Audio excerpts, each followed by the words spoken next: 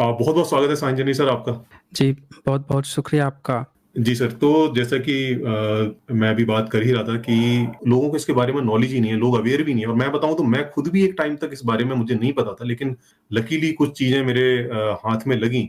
और जब मैंने उनको देखा तो मैंने वास्तव में मतलब मुझे ये मानना पड़ा, क्योंकि उसको ना मानने का, उसको नकारने का कोई रीजन नहीं था। वो क्लियर दिख रहा था कि ये वास्तव में जो बौद्ध मूर्तियां हैं और जो हमें चरित्र मिलते हैं जिस तरह के बौद्ध साहित्य में, वही उसी तरह के चरित्र हमें फिर बाकी और जगह भी देखने को, हिंदू साहित्य में भी देखने को मिलते हैं। तो ये कैसे हुआ और क्या-क्या हमारे पास इस चीज के साक्ष्य हैं, क्योंकि बहुत सारे लोग हैं इस चीज को दिखाने के बाद भी नहीं मानते हैं। अगर उन्हें आप सामने साक्ष्य भी रख दें, आप ये भी कह दें कि भाई ये देखें, आप क्लियर दिख रहा है, लेकिन फिर भी वो मानने को राजी नहीं होते हैं। तो मैं चाहता हूँ इस पर आज हम एक अच्छी चर्चा आपसे हो सके तो बहुत अच्छा रहेगा। तो सर इसके बारे में कुछ हमें बताएं। सबसे पहले तो भारत में एक जो सबसे बड़ी दिक्कत है, वो ऐतिहासिक गड़बड़ी की है। भारत में अगर सही मायने में देखा जाए तो जितना भारत का इतिहास है, उसका कोई पुराना स्क्रिप्चर वगैरह मिलता नहीं है जिसमें किसी का इतिहास लिखा हो। तो जब ऐसा हमें नहीं मिलता है तो हम पूरी तरह से निर्भर हैं पुरातात्विक सबूतों पे कि पुरातत्व सबूत हमें क्या प्रोवाइड करा रहे हैं और उसके आधार पर निष्कर्ष निकाला जाए। लेकिन जब कोई पुरातत्व सबूत अगर हमें कहीं से मिल भी गया, तो अब ये डिपेंड करता है कि उसकी व्याख्या कैसे की जाए। क्योंकि पुरातात्विक सबूत 2 तरह के हो सकते हैं। एक हो सकता है कि सिर्फ़ उस पे कुछ लिखा हुआ नहीं हो, सिर्फ़ वो चित्र हो, और हो सकता है कि उस तरह की कल्पना हमारे अंदर पहले से बैठी हुई हो। हमने उस तरह का कोई चित्र पहले से देख रखा हो और हम उसको किसी नाम से जानते हों। तो हम तुरंत अचानक से बोल पड़ेंगे कि अरे! इनको तो मैं जानता हूँ, ये तो हमारे देवी-देवता हैं, ये तो हमारे ये वाले देवी हैं, ये हमारे देवता हैं। हुँ। अब ये तो एक पैटर्न हुआ। दूसरा पैटर्न हुआ कि वहाँ पे लिखित रूप से मिल जाए कि उस पे लिखा हुआ हो कि ये कौन है। जब वो लिखा हुआ मिल जाएगा तो अब वहाँ पे जो व्याख्या वाला जो पोर्शन होगा वो काफ़ी वीक पड़ जाएगा, क्योंकि अब व्याख्या वो मनचाहे ढंग से नहीं की जा सकेगी। अब उसकी व्याख्या जो लिखा हुआ संदर्भ है उसके आधार पर होगी। ये 2 तरीके हैं पुरातत्व से इतिहास को जानने के। यहाँ दिक्कत क्या हुई है कि जब हम किसी चीज़ का कन्वर्जन कर देते हैं बीच में, एक पीरियड आया कि आज से हम 100 साल पहले किसी चीज़ का हमने बदल दिया, किसी आकृति थी हमने उसको दूसरे नाम से बुलाना शुरू कर दें,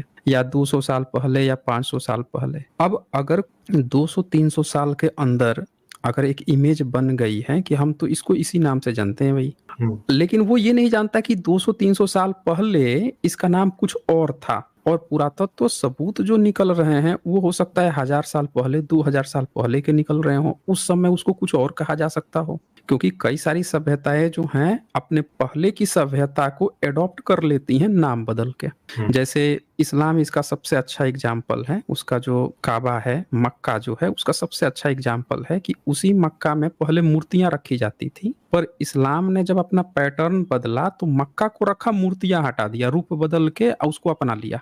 अब बिल्कुल। जब भी कोई उसको देखेगा तो वो तो यही कहेगा, नहीं, नहीं, ये तो हमारे अल्लाह का, हमारे तो मक्का है भई, इसका आप लोग हुँ। किसी दूसरे से क्या मतलब लेना-देना है, वो जान ही नहीं पाएगा।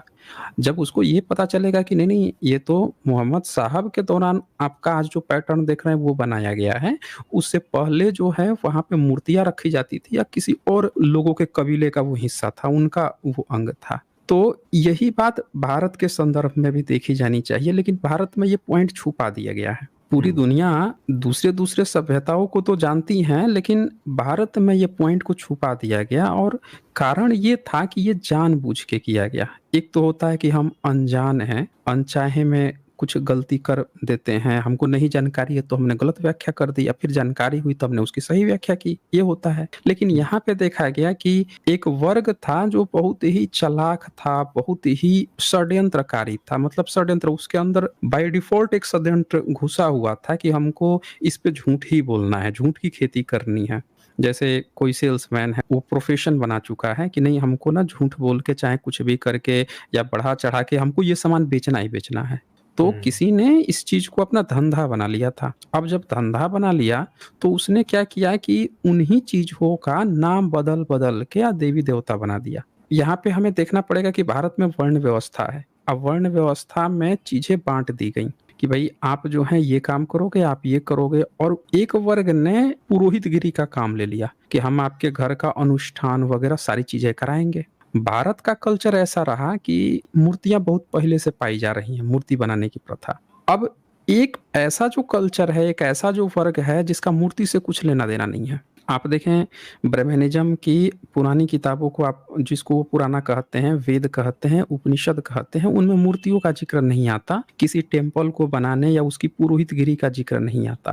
बिल्कुल। इवन जो मनुस्मृति किताब है उसमें तो जो मंदिर के पुजारी हैं उनको श्राद्ध में जब बुलाया जाता है सबको खिलाने-पिलाने, वहाँ बायकॉट किया गया है कि जो कोई मंदिर का पुजारी वगैरह है उसको मत बुलाओ, उसको बायकॉट करो, वो हमारे धर्म का हिस्सा नहीं है, वो बिगड़ गया है।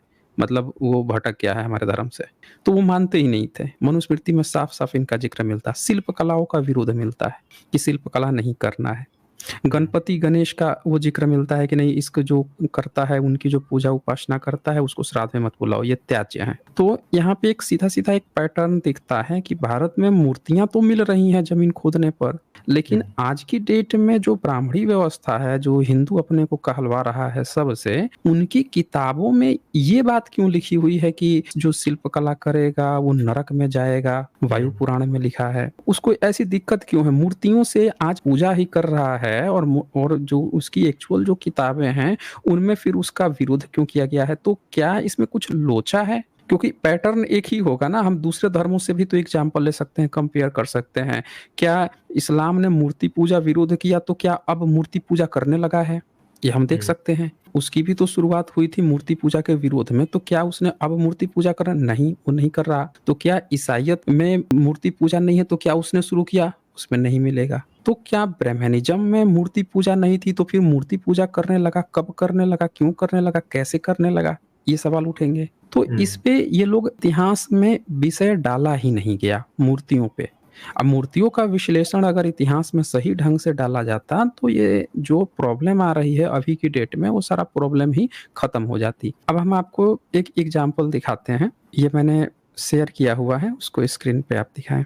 जी। तो साथियों ये लीगल डिस्क्लेमर है, जैसा कि आप जानते हैं हम लोग जो भी बातें करते हैं वो साइंटिफिक टेम्परामेंट को इंकरेज करने के लिए करते हैं। एक खबर आई थी अगस्त 2022 की है, 2 साल पहले की है। उसमें क्या खबर थी कि कर्नाटका न्यूज़ पुरातात्विक जांच के बाद हाई कोर्ट ने कहा ये मंदिर नहीं बौद्ध स्थल, अब नहीं होगा पूजा पाठ। तो ये देखें कि अभी हम जो चर्चा कर रहे थे कि कोई मूर्ति है और उस मूर्ति को कोई नाम बदल दे और जो लोग पूजा कर रहे हैं वो जाने ही ना। आप अर्पित जी जरा सोचें कि एक ईश्वर जिसको कहा जा रहा है कि ये बहुत शक्तिशाली है, बहुत पावरफुल है और उसको हम पूरा गहने से, पूरा फूल माला से, कपड़े से ढक दे रहे हैं, उसका चेहरा तक ठीक से नहीं दिखाई, आँख तक ढक दे रहे हैं, ऊपर से नाक तक ढक दे रहे हैं। इसका क्या मतलब है? इसका कोई मतलब है? ईश्वर को हम कौन होते हैं ढकने वाले? मूर्तिकार तो ऑलरेडी मूर्तियाँ इस तरह से बनाता है कि उस पर कपड़े पहने हुए होते हैं ऑलरेडी, तो उसको ढकने की क्यों ज़रूरत है? दूसरी बात कि जो उसको ढक रहा है वो बंदा खुद ही नंगे रहता है, मतलब उसके तन पे तो कमर से ऊपर तो कपड़ा रहता नहीं है, जनेऊ पहन के रहता है नंगे उसी मंदिर में, उसी टेम्पल में। और देवी देवता जो जिसको कह रहा है पावरफुल है उनको ढक के रख रहा है। तो क्या वो देवी देवताओं को क्यों ढक के रख रहा है? ऐसा क्या है? खुद नंगे रह रहा है। भाई बराबरी की बात आती है ना, आप नंगे हैं या देवी देवता को कपड़ा पहना के रखे हैं भाई, ये ऐसा कैसे? तो ये पॉइंट जो है लोगों को सोचने के विषय की बात थी कि भाई ईश्वर को आप कौन होते हो इस तरह से ढकने वाले और आप क्यों नंगे रहते हो? आप जनेऊ पहने हो, तो ईश्वर को भी अगर जनेऊ पहना है तो उसका भी जनेऊ दिखाओ हम सबको। जितनी पुरानी मूर्तियां हैं सबका जनेऊ सबको दिखना चाहिए, विजुअल होना चाहिए। तो ये एक पॉइंट जो है जिस पर भारतीय लोगों में चेतना जागृत होने के साथ इस पर एक समाज सुधार का कार्यक्रम खड़ा होना चाहिए था, जिस पर अभी तक नहीं हुआ है। सिर्फ इस पर एक खड़ा हो जाता समाज सुधार का कार्यक्रम कि देवी देवता को आप क्यों ढक के क्यों रखते हो, फूल माला ये सब क्यों आपने इसको धर्म का विषय क्यों बना दिया है, तो इसको परंपरा क्यों बना दिया है आपने, तो उससे ना आधी मुश्किलें ऐसे खत्म हो जाती। अब दूसरा पैटर्न आप देखें कि दुनिया के विभिन्न देशों में हम जाते हैं तो वहाँ पे कैमरा, फोटो सब चीज अलाउ होता है, लेकिन ब्राह्मण के जितने भी मंदिर हैं वहाँ पे फोटो खींचना बैन है, ये फोटो नहीं खींचने देते। तो आखिर ऐसी क्या दुविधा है कि आप फोटो नहीं, कैमरा अलाउ नहीं करते हैं? दूसरी पॉइंट कि आप जो है ईश्वर को, आप अपने गॉड को इतना ढक उक के रखते हैं, आखिर क्या ऐसी बात है? अब यहाँ पे ये जो फैसला आया ये क्या कह रहा है कि ये मंदिर नहीं बौद्ध स्थल, हाई कोर्ट फैसला दे रहा है। क्यों? पुरातात्विक जांच बैठ गई। तो ये जांच सिर्फ एक जगह पे हुई। ऐसे भारत में अनेकों प्लेस हैं जहां पे जांच का विषय है। एक बार इसको पढ़ लेते हैं, खबर क्या कहती है। 20 नवंबर 2017 को अदालत ने राज्य के पुरातत्व विभाग को मंदिर का निरीक्षण करने और एक रिपोर्ट दाखिल करने का निर्देश दिया। हालांकि याचिकाकर्ता की मौत हो गई थी, यह मामला अदालत के समक्ष सलेम जिले में मंदिर को बौद्ध स्थल में परिवर्तित किया जाएगा और थलावेटी मुनियप्पन को नाम बदलकर बुद्ध किया जाएगा। अब से वहां अच्छा, नाम पूजा, भी रख दिया। हाँ, नाम भी बदल देते हैं ना। ये मैंने क्या कहा, ये नाम बदल देते हैं। पब्लिक जो जा रही है उसको गर्भगृह में घुसने नहीं देते हैं और खुद उसका मेकअप करते हैं, बोलते हैं गर्भगृह में कोई नहीं घुसेगा, ईश्वर को, देवी देवता को कोई नहीं देखेगा। ऐसी क्या इनसिक्योरिटी है? आजकल तो बॉलीवुड में लड़कियां भी अब कम कपड़े पर टिप्पणी कर रहे थे लोग, तो कम कपड़े का प्रॉब्लम अब लगभग खत्म हो चुका है। ईश्वर में ऐसा क्या है कि पूरा ढक ढुक के रख दे रहे हो भाई? और आप दुनिया भर में दूसरे धर्मों पे, आप इस्लाम पे टिप्पणी देते हो कि बुर्का पहना के रहते, बुर्का पहना के रहते हैं, दिन रात हिजाब और दिन रात आप चलाते हो, और ईश्वर को आपने क्या क्या पहना रखा है भाई? तो ये बातें आनी चाहिए कि भाई आप ईश्वर को पहले, आप तो अपना नियम जो है, इतना ज्ञान जो दुनिया भर को बांट रहे हो कि पर्दा पठा खराब है, बुर्का पठा, तो ईश्वर को आपने ये सब क्यों पहना रखा है, वो पहले क्लियर करो। अब ये देखें, नाम इन्होंने बदल कर बुद्ध किया जाएगा। अब से वहां पूजा या अन्य हिंदू अनुष्ठानों की अनुमति नहीं होगी। कहने का मतलब अभी तक उसको हिंदू देवी देवता बना के कैसे पूज रहे थे भाई, इनको अंतर नहीं पता चल रहा था बुद्ध में और देवी देवता में। देखें कितनी बड़ी बात है। तो क्या भारत के अन्य जगह जहां जहां बुद्ध की मूर्तियां हैं वहां भी इनको अंतर नहीं पता है कि बुद्ध की मूर्ति है कि देवी देवता की है? अच्छा, ब्राह्मणों के अलावा, ब्राह्मण पुजारी के अलावा दूसरा कोई भीतर घुस नहीं सकता। तो ये पूरा खेल आ जाता है ब्राह्मण समुदाय पे कि ब्राह्मण जानबूझ के, क्या उसको अंतर ही नहीं पता है बुद्ध में और देवी देवता में, जो कह रहा है कि हम पीढ़ी दर पीढ़ी सारे ग्रंथों और शास्त्रों को लेकर आए हैं? क्या उसको बुद्ध में और देवी देवता में अंतर नहीं पता? तो यहाँ पे हम देख सकते हैं, साथ ही यह सुनिश्चित किया जाएगा कि कोई पूजा या अन्य समारोह न हो। न्यायमूर्ति एन आनंद वेंकटेश ने अपने फैसले में यह सब कहा। 2011 में पी रंगनाथन ने यह कहते हुए मद्रास हाई कोर्ट का रुख किया कि सलेम जिले के कोट्टई मरियम्मन मंदिर परिषद, कोट्टई रोड, पेरियारी गांव में थलावेटी मुनियप्पन मंदिर एक बौद्ध स्थल है। उन्होंने कहा कि इसे सलेम स्थित बुद्ध ट्रस्ट को सौंप दिया जाए। 20 नवंबर 2017 को अदालत ने राज्य के पुरातात्विक विभाग को मंदिर का निरीक्षण करने और एक रिपोर्ट दाखिल करने का निर्देश दिया। हालांकि याचिकाकर्ता की मौत हो गई थी, यह मामला अदालत के समक्ष लंबित था। जब रिपोर्ट दायर की गई थी, इस दावे को मान्य करते हुए कि यह वास्तव में एक बुद्ध की मूर्ति थी और यह कि लोग गलत पहचान के कारण एक हिंदू ग्राम देवता के रूप में इसकी पूजा कर रहे थे। तो ये एक साक्षात मैंने एग्जाम्पल इसलिए दिखाया कि कोर्ट के फैसले से भी ये बातें आई हैं। ये हमने सिर्फ एक एग्जाम्पल दिखाया है। अब हम कुछ और पॉइंट्स यहाँ पे दिखाना चाहते हैं, क्योंकि कुछ ऐसे भी बाहर के रिसर्चर हैं, विदेश के जो रिसर्चर हैं, उन्होंने भी कुछ बातें लिखी हैं अपनी किताबों में। अब ये मैंने दूसरा एक शेयर किया है, उसको आप स्क्रीन पे दिखा दीजिए जी।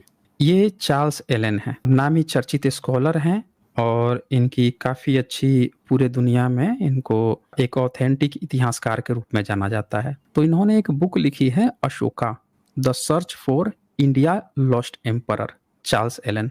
अब चार्ल्स एलन जो हैं, इन्होंने जो बुक लिखी है, तो इसमें बहुत जगह बहुत सारे भारत के मंदिरों का उदाहरण दिया है। तिरुपति बालाजी से लेके बद्रीनाथ, ये जितने मंदिर हैं सबका एग्जाम्पल दिया है, बिट्ठूर वगैरह के, कि ये सब बुद्धिस्ट टेम्पल हैं और इनका लिंग परिवर्तन किया गया है या उनको देवी देवता में बनाया गया है। पर यहाँ पे हम कुछ और भी एग्जाम्पल दिखाना चाहते हैं कि उन्होंने इसके अलावे क्या क्या बातें लिखी हैं। एक दो पॉइंट बस एग्जाम्पल के लिए मैं दिखा देता हूँ। यहाँ पे एक अंग्रेज का 1818 में भुवनेश्वर में उसका ट्रांसफर हुआ, वहां पे गया वो। उसके बारे में देखिए क्या लिखते हैं। लिखते हैं, tucked away in the same account by Stirling is a reference to an enormous stone pillar seen by him inside the Hindu temple of भास्करेश्वरा in Bhubaneswar. Bhaskareshwar मंदिर जो है भुवनेश्वर का, उसके भीतर उन्होंने, मतलब जो हिंदू टेम्पल था उसके भीतर एक पिलर देखा उन्होंने, stone pillar. It appears to Stirling that the temple had been constructed around the stone column which he described as being 40 feet high। अब वो जो पिलर था ना लगभग 40 फीट ऊंचा था और उस पिलर के चारों बगल से कंस्ट्रक्ट करके मंदिर बना दिया गया था। मतलब ये नहीं है कि मंदिर बनाया गया बीच में, वो 40 फीट का एक पिलर था, उसको बना दिया गया था। When the Bhaskareshwara lingam was next reported on in the 1880, अब उसको ये लिंगम कहते थे, लिंगम कहते 40 थे। फीट 40 1880, फीट हाँ 40 फीट ऊंचा। तभी तो ये पुराणों में लिखे हैं ना कि विष्णु और ब्रह्मा खोजते रह गए कि लिंग की ऊंचाई और निचाई कहाँ है, उनको मिल ही नहीं रहा था। ये अब ये क्या कहते हैं, इन द 1880 में जब सेकेंड टाइम्स में जब रिपोर्ट किया गया, it had shrunk to a mere stump, मात्र एक स्टंप के बराबर रह गया था, यानी कि 3-4 फीट ऊंचा रह गया होगा। Rising no more than 4 feet, देखिए 4 फीट। अब बताइए 40 फीट को इन्होंने 1818 में वो 40 फीट था। अब देखें इनको बुद्ध धर्म से बहुत नफरत थी 1818, 20, 37 तक। तब ये बुद्ध धर्म की किसी भी चीज को नहीं छूते थे, कहते थे कि अपनी किताबों में लिखा है ब्रह्मांड पुराण में कि बुद्ध की हम मूर्ति देखना पाप है, हम बुद्ध की मूर्ति नहीं देख सकते हैं, ये ब्राह्मणों का था। अब यहाँ पे देखें कि जब वो रिपोर्ट आने लगी 1837 में, जब सम्राट अशोक का इंस्क्रिप्शन पढ़ लिया गया, तो अब इनको लग गया कि ये इंस्क्रिप्शन भी, ये जो सम्राट अशोक का पिलर है, ये भी कहीं वो ना हो जाए। तो उन्होंने क्या किया, उसको तोड़ के और 4 फीट कर दिया। देखिए ये 4 feet in height. Its significance might have been forgotten but for the discovery that would come in 1929 of the head and shoulders of a stone lion in a pit just 40 feet north of the Bhaskareshwara temple, followed by the further recovery of the stone well capital and fragments of a pillar temple from an old tank of reservoir। अब उसी के बगल में 40 feet दूर पे ही 1929 में उसका जो तोड़ा गया था, ऊपर जो शेर वगैरह जो लगा रहता है, जो घंटी लगी रहती है पिलर के ऊपर सम्राट अशोक का, वो सब मिल गया। उसका बाकी का जो हिस्सा है वो 40 फीट दूर तोड़ के फेंक दिए थे। अब ये देखें आगे ये क्या लिखते हैं कि 2 miles west of Bhaskeshwara, this would add weight to the claim that all were parts of the same pillar, which had once stood on the site now occupied by the Bhaskeshwara temple. The sensitivities of the temple authorities have prevented the matter from being taken any further। अब क्या हुआ कि जो चोर होता है वो तो सतर्क हो जाएगा ना, आगे वो बहुत सेंसिटिव हो गए। जब मामला खुलने लगा, किसी का देखो तोड़ के फेंक दिए हैं, 2 मील से लेके 40 फीट के ऊंचे उसके पार्ट सब मिल रहे हैं। तो कहने का मतलब ये है कि आज भी आप जब जाएंगे भास्करेश्वरा टेम्पल में, तो वो जो 4 फीट का उन्होंने तोड़ दिया है 40 फीट सम्राट अशोक का, उसको शिवलिंग बना के आज भी पूज रहे हैं। अब जरा सोचें, ये सोचने वाली बात है कि अगर ब्रह्मनिज्म का कोई देवी देवता होता तो अपने ही देवी देवता का 40 फीट ऊंचा लिंग तोड़ के आप 4 फीट कर दोगे? सोचे। सही बात। लेकिन ये तब हो सकता है जब आप उसको धंधा बना दो। बिल्कुल। और आप उसको देवी देवता ना मानो, उसको मानो कि ये तो हमारा अर्निंग है, दूसरों को लूटना है, भाड़ में जाए। देवी देवता उसको क्या, हमारा तो ये अर्निंग प्लेस है, हम तो इसको ऐसे ही करेंगे जैसे मन करे वैसे। तो ये आम आदमी जो पब्लिक है वो ये बात नहीं समझ पाती है कि ब्रह्मनिज्म अपने देवी देवता को किसी भी तरह तोड़ देता है, मोड़ देता है जिसको क्योंकि वो उसका है ही नहीं और ना उसकी उस पर श्रद्धा है। वो उसका धंधा है और धंधे को बढ़ाता है, कम करता है, जैसे मन करे उस रूप में उसको आगे पीछे करता है। तो ये एक एग्जाम्पल दिया उन्होंने कि सम्राट अशोक के जो स्टंप थे, पिलर्स थे, उसको इन लोगों ने शिवलिंग बना के पूज रहे हैं, आज भी पूज रहे हैं। अच्छा, इन्होंने इसके बाद एक अयोध्या का भी एग्जाम्पल दिया, इस पर भी हम आ जाते हैं। अयोध्या में भी सम्राट अशोक का, ये देखें, ये कर्निंघम महोदय ने पाया था, उसको नागेश्वर नाथ ये लोग कहते हैं टेम्पल। ये लिखते हैं कर्निंघम found an Ashokan pillar that Xuanzang, मतलब ह्वेनसोंग जो है, had failed to mention, lacking a capital, badly damaged by recent fire and carrying no Brahmi inscription but still standing at Ayodhya। अब ध्यान से सुनिएगा, अयोध्या में where Zhuangzong had seen several ruined monasteries including one with an Ashoka top to mark a place at which the Buddha had preached to the Devas। अब ये बताते हैं कि अयोध्या में जो मोनेस्ट्री थी वहां पे उन्होंने एक टॉप स्तूप देखा था, वहां पे उसकी चर्चा कर रहे हैं। फिर कहते हैं कर्निंघम could find only the bell of an Ashokan capital. अब कर्निंघम जब ह्वेनसांग ने उसका पूरा चर्चा किया था उस पिलर का, लेकिन कर्निंघम को वहां पे सिर्फ क्या मिला, bell of an Ashokan capital. सम्राट अशोक का जो बनाया हुआ था पिलर, उसका सिर्फ बेल ऊपर का जो हिस्सा, किस रूप में, तो inverted to serve as the base of a lingam in the Saivite temple of Nageshwar Natha. Nageshwar नाथ वहां का अयोध्या का जो टेम्पल है, उसमें वो जो ऊपर सम्राट अशोक के पिलर का ऊपर का हिस्सा था, उसको उल्टा करके शिवलिंग बना के पूज रहे हैं, आज भी पूज रहे हैं सर। देख लीजिए। अब बताएं कि जो ये दावा कर रहा है कि हमारे ईश्वर जो हैं, देवी देवता जो हैं, हजारों लाखों साल पुराने हैं, पता नहीं 1 अरब 96 करोड़ साल का जो दावा कर रहा है, और वो जो है सम्राट अशोक के पिलर को तोड़ के उसके बेल को शिवलिंग बना के अब पूजा पाठ कर रहा है। क्या आपको नहीं लगता है कि जब आप किसी सम्राट अशोक के पिलर को तोड़ रहे हो, तो आप क्यों सम्राट अशोक का नाम आगे आने दोगे, या बुद्धिज्म का इतिहास आप आगे आने दोगे? बिल्कुल सही बात। नहीं आने देगा। चोर अपनी ही गवाही क्यों देगा कि कहां से हम चोरी किए हैं? तो ये हमने एक इंटरनेशनल राइटर की एक सिर्फ एग्जाम्पल दिखाया, जो आज के डेट में भी किया जा रहा है, और इन लोगों ने इसको बड़े डिटेल्स में सारा चीज खोजबीन करके, ये सारे प्रूफ है ना। भारत के लोग जागरूक नहीं है, भारतीय लोग जागरूक नहीं है, विदेशी सब जानते हैं। विदेश में लोग कहते हैं कि भाई इंटरनेशनल राइटर इस पर क्यों नहीं बोलते हैं, क्यों नहीं लिखते। भाई वो लिखते हैं, बोलते हैं, आप उनसे बात करें। वो तो कहते हैं कि भाई एक बात बताएं, आपके घर की बात है तो पहले घर वाला ना अपना आवाज उठाएगा, बाहर वाला तो उठाएगा, तो कहेंगे कि हमारे घर पे आप अंदरूनी मामले में दखल दे रहे हो, हमारे लोगों को तो कोई प्रॉब्लम नहीं है। तो ये बात, हाँ, ये बात हम भारतीयों को समझने की जरूरत है कि इतने डेटा सोर्स हैं और हम क्यों नहीं जागरूक हैं, हम क्यों नहीं पढ़ाई कर रहे हैं अपनी चीजों को। अब जरा सोचे, जो हमें बात चल रही थी कि जो बुद्धिज्म के जो चरित्र हैं उसको कैसे ब्राह्मणवादी ने अपने में ढाला है, तो यहाँ हमने एक लाइव एग्जाम्पल दिखा दिया कि आज भी ये टेम्पल में शिवलिंग जिसको बना के पूज, कोई शिव नहीं था ना कोई लिंग था, ये सारे शिवलिंग जिसको बना के पूज रहे हैं वो बुद्धिज्म के ही स्ट्रक्चर हैं। सम्राट अशोक के ये 2 हैं, एक तीसरा भी स्ट्रक्चर है जो बनारस में है, जो दंगा हुआ था, वो तो मैं अपनी आंखों से देखा हूं। मैं वो दंगा हुआ था, और दंगा हुआ तो उसको तोड़ दिया गया, उसको स्टंप बना के और उसको शिवलिंग बना के घेर दिए हैं। आज भी सब लोग शिवलिंग बना के पूज रहे हैं।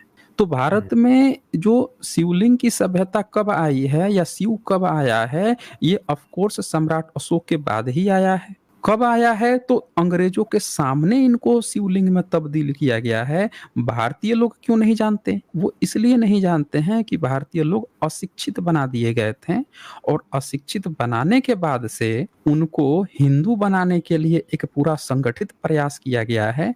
पहले नफरत डाली गई है दूसरे धर्मों के प्रति, और जब दूसरे धर्मों के प्रति आपको नफरत हो जाएगी तो आप बाय डिफॉल्ट जो है आप उनके साथ चले जाओगे, जो आपका लगातार शोषण किया, आप ही की चीज को तोड़ के नया नाम दे के आप ही को परोस रहा है। बिल्कुल मतलब यही ये तो वैसी, ये मतलब एक ये नफरत क्रिएट कर रहे हैं कि एक कम्युनिटी के प्रति इतनी नफरत भर दो, उसके बाद फिर आदमी कोई अपनी चीजों के बारे में सोचने का उसके पास मौका ही नहीं है। अगर आप उसे दिखाओगे भी तो इसका मतलब ये है कि आप सीधे सीधे उसका जो बेस है, जो उसकी आस्था है, उस पर आप प्रहार कर रहे हो, और वो एकदम रिटेलिएट करता है, वो एकदम रक्षा वाले उसमें आ जाता है, रक्षात्मक हो जाता है एकदम। फिर उसे आगे कुछ कहने सुनने को बचता ही नहीं है। तो सही इतिहास तो मुझे लगता है कि यहाँ पर लिखने की परंपरा तो वाकई में रही ही नहीं है। पीछे से आप देखें कि जो भी, अगर हम कुछ भी हमें अगर पता करना हो, ऑथेंटिक पता करना हो, तो हमें किसी ना किसी फॉरेन राइटर पर, या उस समय जो यात्री आए थे, जो विवरण थोड़ा बहुत भी उनका मिलता है, उन पर डिपेंड रहना पड़ता है। और बड़े मतलब कहें कि आश्चर्य की बात है और बड़े दुख की भी बात है कि जो हमारा जो सच्चा इतिहास है वो हमें अंग्रेज बता रहे हैं। वो बता रहे हैं कि भाई, और मतलब जो हमारे जो पंडित हैं उनको पता ही नहीं है। उनको जब वो पिलर जो निकला था अशोका वाला, तो वो उनको पढ़ने के लिए बुलाया गया और वो पढ़ नहीं सके। तो ये मुझे लगता है कितनी बड़ी जालसाजी चल रही है और कितने लंबे समय से चली है, और अब आकर हम इस मकाम पर खड़े पहुंच गए हैं कि अगर इतने सारे लोग हैं जो कि उस पर्टिकुलर फेथ में बिलीव करते हैं, उस आइडियोलॉजी में बिलीव करने वाले हैं, और उनको भी इस तरह से एक दूसरे धर्म का डर दिखाकर घेरा हुआ है कि अब उन्हें सच्चाई बताने का मतलब है कि वो एकदम से एकदम रिएक्शन मोड में आ जाते हैं। अभी बहुत सारे, अभी आप देखना यहाँ भी, अभी मैं देख रहा था कमेंट में भी है और अभी भी वो करेंगे। तो सच दोस्तों सुनने की क्षमता अपने अंदर हमें विकसित करनी चाहिए, भले वो सच हमें कितना भी कड़वा लगे। अगर वास्तव में आप भारत से प्यार करते हैं तो आपको भारत के सच्चे इतिहास से भी प्यार करना चाहिए। वो भले ही वो इतिहास आपकी आस्थाओं के विपरीत पड़े तो क्या फर्क पड़ता है, सच्चाई तो हमें पता चले ना कि सच क्या है। अब जितने भी आप जैसे मूर्तियां हैं, आप जितने भी आपके गॉड हैं, अगर हम जाते हैं इतिहास में पीछे, जो पुरातात्विक सर्वेक्षण होते हैं उनमें वो मूर्तियां वो कहीं दिखती नहीं है, वहां पर कुछ और ही निकल कर आता है। तो ये चीजें सवाल पैदा करनी चाहिए आपके अंदर, नहीं करती हैं तो दुख है, मतलब मुझे कि ऐसा क्यों है, क्यों नहीं हम लोग अपने चीजों के प्रति जागरूक होते हैं। और अगर बताए भी कोई बताए भी तो फिर हम उसे सुनना भी नहीं चाहते। जी सर, प्लीज कंटिन्यू करें। ओके, तो हाँ जी, तो ये तो हमने एक एग्जाम्पल देखा कि कैसे बाहर के राइटर भी ये बात लिखे हुए हैं। अब एक और मैंने शेयर किया हुआ है, चूंकि आज गणेश चतुर्थी की शुरुआत हुई है तो थोड़ा उसका भी हम लोग डिस्कशन कर लेते हैं कि गणेशा का क्या हालचाल है। जी अब ये जो गणेशा है, जिसको गणेश कह दिया गया है, यहाँ पे एक बात ध्यान देने की जरूरत है कि भारत में गणेश की मूर्तियां बहुत पुरानी पुरानी मिलती हैं, लेकिन जो गणेश चतुर्थी मनाई जा रही है इसका कोई पुराना ऐतिहासिक साक्ष्य नहीं है। ये विशुद्ध रूप से ब्राह्मणीकरण, जैसा कि हर एक बुद्धिज्म की चीजों का ब्राह्मणीकरण किया गया है, तो इसका भी ब्राह्मणीकरण किया गया है अंग्रेजों के समय में तिलक के द्वारा। तिलक ने इसको बढ़ा चढ़ा के शुरुआत की थी। इसका पूरा डिटेल्स अगर किसी को भी जानना है तो धर्मानंद कौशाम्बी की किताब है भारतीय संस्कृति, जो आजादी के 2 महीना पहले ही मर गए थे, 1947 जून में ही मर गए थे। उनकी किताब में उन्होंने डिटेल्स में दिया है कि जब ये प्रथा शुरू की थी तिलक ने, तो अंग्रेज भी थोड़ा सोचे, टाइम लिए कि क्या किया जाए। फिर उनको ऐसा लगा कि चलो इसी बहाने सारा भारत का जो क्रांतिकारी से लेकर सब जो है 1 महीना इसी में व्यस्त है, तो चलो 1 महीना तो हम लोग को आराम मिल रहा है ना, कराओ इनको धार्मिक पूजा, करो तुम सब। वो भी बढ़ चढ़ के करा दिए। तो सवाल ये है कि अभी जैसा कि हमने देखा कि सम्राट अशोक के पिलर को इन्होंने शिवलिंग बना के और लोगों से दान दक्षिणा लेके धार्मिक, उसी तरह से ये जो मूर्तियां हैं, ये मूर्तियां भी कोई पूजा पाठ की वस्तु नहीं है। इसका भी पूजा पाठ की वस्तु बनाया ब्राह्मणों ने अंग्रेजों के समय में, तिलक के समय में। अब ये देखें यहाँ पे क्या लिखता है, 10th सेंचुरी का मैंने एक एग्जाम्पल दिखा है, बहुत सारी मूर्तियां हैं, हम सिर्फ एक एग्जाम्पल से लेके चलते हैं 10th सेंचुरी की। क्या कहता है, this 10 arm dancing Ganesha holds this broken tusk weapons upward with sweet meets and many other attributes that have broken away. 2 snakes, one stretched above his head, the other drawn across his chest. अब एक chest पे है जिसको ये लोग जनेऊ बताने का प्रयास करते हैं, पर ध्यान रहे इस सांप है, और एक गर्दन पे है। अब 2 है यहाँ पे, सांप है यहाँ पे। अब ये समझे कि ये जनेऊ नहीं है। ये कई हम सर्च कर रहे थे हम लोग, तो कई ब्राह्मणिक इतिहासकार लेखक जो हैं उसको बोलते हैं यज्ञोपवीत है, स्नेक यज्ञोपवीत। अरे ये स्नेक यज्ञोपवीत क्या होता है? आपने मनुस्मृति लिख रखी है, आपने तमाम धर्म ग्रंथ लिख रखे हैं, आपने साफ साफ लिखा है कि ब्राह्मण होगा तो सूत का पहनेगा यज्ञोपवीत, जनेऊ, और अगर क्षत्रिय होगा तो उनका भी ऐसे ही कुछ होता है, तो वैश्य का होता है भेड़ के ऊन वगैरह का होता है। तो ये साफ साफ मेंशन है, कहीं पे कोई ऐसा जिक्र नहीं है कि सांप वाप लटका है। हाँ, अगर आप एलिस गेटी की किताब पढ़ें गॉड्स ऑफ नॉर्दर्न बुद्धिज्म का, तो उसमें साफ साफ ये मेंशन है कि जो ध्यानी बुद्धा है वज्रपानी, उनमें कई सारे जो मूर्तियां आती हैं मंजूश्री, उसमें स्नैक के साथ हो सकती हैं, वहां पे आपको मेंशन मिलेगा। तो ये जो मूर्तियां हैं, इनके पूजे पाठ करने का भारत में कोई इतिहास नहीं है। इसको गणेश चतुर्थी बना के हमारी ही चीजों को हम बहुजनों पर थोप दिया गया है, और सब लोग जो हैं खूब बड़ी बड़ी लंबी लंबी भीमकाय मूर्तियां बना रहे हैं, और उसमें जो केमिकल्स और जिस तरह से इसका इस्तेमाल कर रहे हैं बनाने में, अब फिर ले जाते हैं उसको 7, 8, 10 दिन बाद उसको विसर्जन करने के लिए, कितनी पोल्यूशन बढ़ जाता है। अब ये देखें, इसके बारे में एक रिसर्च पेपर है department of history university of Delhi से, अनीता रैना थापन जो है इनका है, ये भी ब्राह्मण परिवार से ही आती हैं, लेकिन इन्होंने एक रिसर्च पेपर लिखा है, Ganapati the making of Brahmanical deity. ये सीधे सीधे बता रही हैं मेकिंग, यानी बनाया गया है इनको, ब्राह्मणिकल डाइटी है नहीं, बनाया गया है। अब इसमें ये क्या कहती हैं, ये बोलती हैं कि जितने भी इतिहासकार हैं अब तक सब इस बात से तो सहमत हैं कि गणपति ब्राह्मणों का नहीं है, बल्कि अलग अलग कई सारे धर्मों में जगहों पे पाया जाता है, इस पर सब सहमत है। लेकिन वो एक बेसिक गलती क्या करते हैं, ये नहीं बताते हैं कि पहले किस में आया। पहले जिसमें पहले आएगा उसी का तो माना जाएगा ना, और दूसरा फिर उसका कॉपी पेस्ट वाला हो जाएगा। तो बिल्कुल। उसका ये जिक्र डिटेल्स में कहते हैं, ये बताते हैं कि ब्रह्मनिज्म की जो सबसे पुराना जिक्र आता है गणेशा का, वो आता है मानव गृह सूत्र में। अब ये चूंकि टेक्स्ट है, ब्रह्मनिज्म में गणेश की मूर्ति बनाने का कहीं जिक्र नहीं आता। इनका जो देवनागरी लिपि में जो लिख के ये देते हैं गृह सूत्र, उसमें पहली बार जिक्र आता, और किस रूप में जिक्र आता है तो वो नीचे नीचे की 3 लाइन है, कोई भी देख सकता है, इसमें कहती हैं, In the Brahmanical context, the term is used for the first time in the Mano Griha Sutra, a text of the Krishna Yajurveda, where it denotes a group of 4 demons. अब ये demons बताती हैं, यानी राक्षस के रूप में बताती हैं। यानी कि जैसे वाल्मीकि रामायण हम पढ़ते हैं तो बुधा को एज ए चोर की तरह दिखाया जा रहा है, चोर नास्तिक है, इनको दंड देना चाहिए। तो जिस तरह से बुधा को चोर की तरह, असुर की तरह दिखा रहे हैं, उसी तरह से ब्रह्मनिकल जो सबसे पुरानी किताब में जब इसका जिक्र मिलता है, उसमें ये क्या बताते हैं कि उनको डेमंस की तरह दिखाया जा रहा है। वहीं ये कहती हैं कि ये सेकेंड पैराग्राफ ऊपर से, the word Vinayaka literally means one without a superior, signifies without an Nykaa a leader. यहाँ पे ये साफ साफ बता रही हैं कि लीडर की तरह जो पेश किया गया है, इसका पहली बार मतलब पॉजिटिव चरित्र जो पेश किया जा रहा है, वो पहली बार कहाँ मिलता है, तो the first epigraphical occurrence of this term appears in the Buddhist context in an inscription. अब देखें यहाँ पे मैंने क्या कहा था कि एक होता है ना सबूत पुरातात्विक मिल जाए, जिस पर आप जो है अब कुछ नहीं, टेक्स्ट तो आप कभी भी क्लेम कर सकते हैं इतना पुराना है, कब लिखा कब नहीं लिखा, मिलावट कर दिया नहीं मिलावट किया, भाषा लिपि, लेकिन जो पुरातात्विक प्रमाण मिल जाता है उस पर अब किसी का बस नहीं चलता। तो ये बोलती हैं कि the first epigraphical occurrence of this appears inscription on a stone box found at stupa number 2 at Sanchi, last quarter of the second century BC. अब देखिए सेकेंड सेंचुरी बीसी के लास्ट क्वार्टर में मिल रहा है पुरातात्विक सबूत, ईसा से भी 200 साल पहले।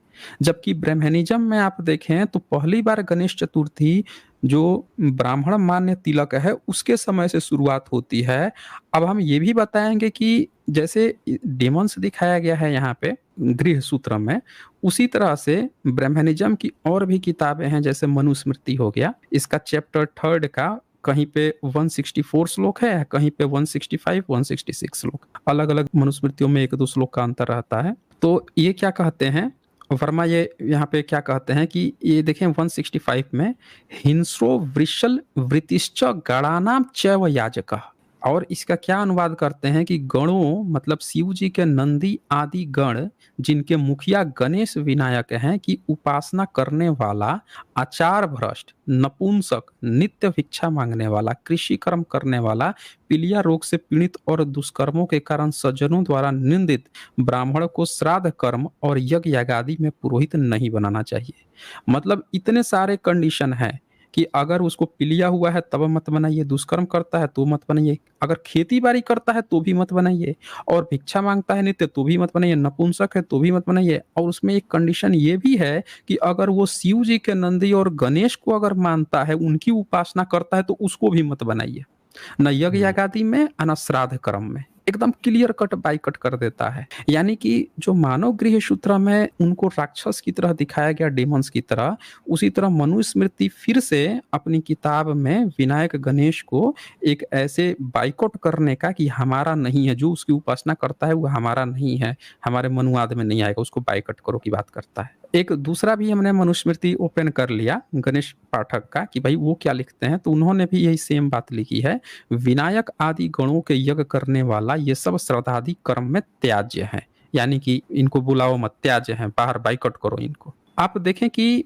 जितने भी ब्रह्मनिकल जो टेक्स्ट हैं, ये टेक्स्ट भले ही मुस्लिम शासनकाल, अंग्रेजों के शासनकाल में लिखे जा रहे थे, लेकिन तब भी ये आज जिसको आपको देवी देवता बना के पूजा जा रहा है, पूजा आपको पकड़ाया जा रहा है, उनका वो उनके किताबों में विरोध था। यानी कि वो उनका हिस्सा न होके, जिस तरह से बुद्ध को ये गाली देते हैं अपनी किताबों में, उसी तरह से इनको भी दे रहे थे। यानी ये सब मूर्तियां बुद्धिज्म का हिस्सा थी, उनकी शिल्प कला थी, और इसीलिए ये इनका विरोध कर रहे थे। ब्राह्मणिकल टेक्स्ट। लेकिन आज की डेट में अंग्रेजों के समय में उन्होंने इसको धंधा बना लिया और धंधा बना के हाईजैक कर लिया पूरे बुद्ध धर्म और उनके अनुयायियों को, उन्हीं की चीज का नाम बदल दिया। ये तो उसी तरह से हो गया कि मार्केट में कोई ओरिजिनल किताब लॉन्च हुई और किसी ने क्या किया, उसका जीरोक्स खराब और आप पेज में किसी तरह जीरोक्स वोरोक्स करके कुछ कुछ डाल डुल के और उसी चीज को दूसरा नाम बदल के टाइटल पेज कवर पेज बदल के बेच रहा है, कह रहा है ये मेरी है मेरी है, और उस पर पैसा कमा रहा है, जबकि उसका उद्देश्य ही कभी मूर्ति पूजा नहीं रहा है। चाहे गणेश हो चाहे बुद्ध हो, इनकी कभी इस तरह की चर्चा नहीं रही है बुद्धिज्म में। तो हम सबको ध्यान देने की जरूरत है दोस्तों कि देखें कैसे बुद्धिज्म की मूर्तियों का ब्राह्मणीकरण किया गया है, और आजकल तो अब सनातन नाम लेके आए हैं ये, वो भी हाँ बुद्धिज्म का ही नाम है। हाँ, वो भी पूछ दिया जाए एक बार कि भाई 77 साल बीत गए आपके, तो जब कॉन्स्टिट्यूशन बना था तो सारी महिलाएं जो हैं पहुंच गई थी बाबा साहब का विरोध करने कि हमको हिंदू कोड बिल नहीं चाहिए, हमारे पति अगर 10 विवाह करता है तो करने दो, हमको नहीं चाहिए कि एक विवाह करे। उनको तो पता भी नहीं था कि इसमें है क्या, वो तो सब बाबा साहब का विरोध कर रही थी। तब एक भी ब्राह्मण काहे नहीं विरोध करने पहुंचा कि हमारे धर्म का नाम सनातन है, हिंदू हमारा धर्म का नाम नहीं है, पहुंचना चाहिए था है। तब इनको याद नहीं आया कि इनके धर्म का नाम क्या था, आज याद आया है जब से किताबें खुलने लगी हैं कि हिंदू का मतलब पारसियों ने क्या बताया है, किसने क्या बताया है, तो अब याद आ रहा है कि अब धर्म मतलब इनका धर्म रोज बदल रहा है। इनको आज तक यही नहीं ज्ञात हुआ कि धर्म क्या है। तो ये चीजें हैं। अब देखें विदेशों में क्या स्टेटस है इस गणेश का, चूंकि गणेश चतुर्थी है तो ये बात सबको जानने की जरूरत है कि ये देखें विदेशों में जैसे भारत में अमेजॉन फ्लिपकार्ट है, उसी तरह विदेशों में अली एक्सप्रेस बहुत बड़ा बेचने वाला, तो वो क्या बेच रहा है, ये मूर्ति आप देख सकते हैं, लेकिन इसको गणेशा कह के नहीं बेच रहा है। क्या कह के बेच रहा है, south east Asia Buddha statue anti copper elephant God. देख लीजिए, इसको एलिफेंट ट्रंक बुद्धा लिख के बेच रहा है कि belly double role India elephant trunk Buddha. तो सब लोग आप देख सकते हैं कि विदेशों में इस मूर्ति को, जिसको आज गणेश करके बनाया जा रहा है, दिखाया जा रहा है, वो विदेशों में एलिफेंट हेड बुद्धा कहा जाता है, यानी कि विदेशों में बुद्धिस्ट देश है। जितने भी आज मुस्लिम भी देश बने हैं ये कभी बुद्धिज्म के ही देश थे, चाहे वो इंडोनेशिया हो, फिलीपींस हो, मलेशिया हो, उनके यहाँ आज भी बुद्धिज्म के ही सबूत मिलते हैं, वियतनाम हो। तो सब लोग यहाँ देख सकते हैं। यही नहीं, थाईलैंड में अगर आप देखेंगे तो वहाँ पटाया चौक जो है वहाँ पे ये मूर्ति आपको मिलेगी, जिसको आप देखेंगे तो आपको लगेगा कि अरे यहाँ तो चूहा बैठा, ही तो हमारे गणेश जी हैं। पर यहाँ पे ऊपर आप देखेंगे वहाँ पे लिखा हुआ क्या मिलेगा, एलिफेंट हेड गोल्डन बुधा श्रीन 3rd रोड पटाया थाईलैंड। यानी कि विदेशों में इस मूर्ति को आपका ब्राह्मणिकल सिस्टम का कोई देवी देवता जानते ही नहीं है, वो तो इसको बुधा के नाम से जानते हैं, एलिफेंट हेड बुद्धा। उनके यहाँ तो किसी भी एलिफेंट का मतलब ही होता है बुधा, एलिफेंट को बुद्ध की तरह देखते हैं। एलिफेंट जो है सबसे चतुर चालाक प्राणी माना जाता है जीव जंतुओं में, और उसमें भी एक सबसे खास बात क्या है कि इतना बड़ा शरीर होने के बाद से, इतना ताकतवर होने के बाद से भी वो वेजिटेरियन है। सबसे खास बात क्या है उसकी, इसीलिए बुद्धिज्म में उसका बहुत बड़ा वो माना जाता है। इवन उनकी माता को भी ये दिखाया जाता है कि उनकी माता भी सपने में एलिफेंट देखती हैं। तो इतना बुद्धिज्म में पवित्र, इसीलिए इनको एलिफेंट हेड बुद्धा कहा जाता है। अगर हम और भी पुरानी सभ्यताओं की बात करें, जैसे इजिप्ट की सभ्यता, तो वहां भी आप देखेंगे कि इंसान है, इंसान के ऊपर का जो सर है वो तरह तरह के जीव जंतुओं वाला होता है। उनके यहाँ भी जो उनके मिथ हैं वो दिखाया जाता है, क्योंकि प्राचीन काल में इसको थोड़ा अच्छा माना जाता था। उनको ऐसा लगता था कि हम इंसानों से ऊपर अगर कॉम्बिनेशन है उसका जुड़ाव करते थे। अब भारत में चूंकि शिल्प कला खत्म हो गई, भारत में चूंकि ब्राह्मणीकरण किया गया, पुराने सारे इतिहास मिटा दिए गए, इसीलिए एक्चुअल और सही इतिहास जो है पब्लिक को नहीं पता चल पाता है कि ये मूर्तियां एक्चुअल में बताती क्या है। बिल्कुल। ये सर ये टोटम भी तो रहता था ना, टोटम के में भी तो यही होता था कि कोई जानवर का चेहरा था, उसको एक पूरे जो ग्रुप है या कहें कि कोई कबीला है उसके प्रतीक के रूप में उसको पूजते थे।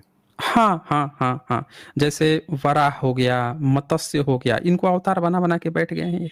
इन सब को ये लोग अवतार बना बना के बैठ गए हैं। अब एक और बात आती है जो सबसे बड़ा कंफ्यूजन भारत में है, वो है ब्रह्मा और इंद्र को लेकर और विष्णु को लेकर। अब अगर हम देखते हैं तो ब्राह्मणिकल सिस्टम ने इतिहास कैसे, लोग आखिर कंफ्यूज क्यों हैं, जो हम शुरू में चर्चा कर रहे थे, वहां पे जो बातें छूटी थी वहां पे ये बात आती है कि भारत के लोग इतिहास को लेकर इतने कंफ्यूज क्यों हैं। इवन जो अपने को रेशनल समझता है, अपने को नास्तिक समझता है, वो भी बड़ा कंफ्यूज है। क्यों है कंफ्यूजन का कारण?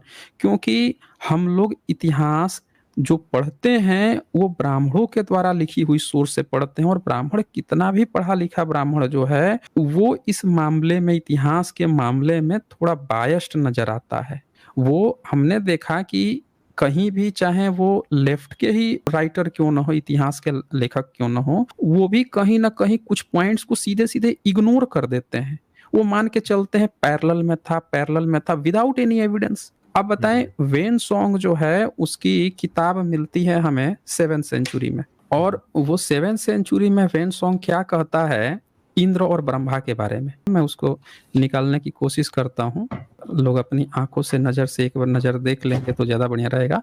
वो अपनी आंखों से स्तूप देखा था दोनों के, इंद्र के और ब्रह्मा के।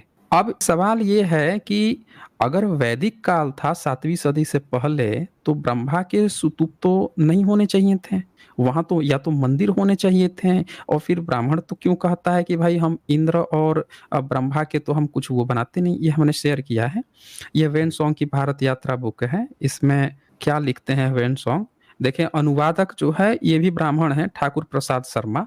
अनुवादक क्या लिखते हैं इसमें, गंधार में जब वो जाता है तो गंधार में क्या वो देखता है, उसको एक नजर मैं दिखाता हूँ। अब ये बातें जो हैं भारत के इतिहासकारों ने, हमें ये नहीं समझ में आया कि क्यों इसको गायब कर दिया।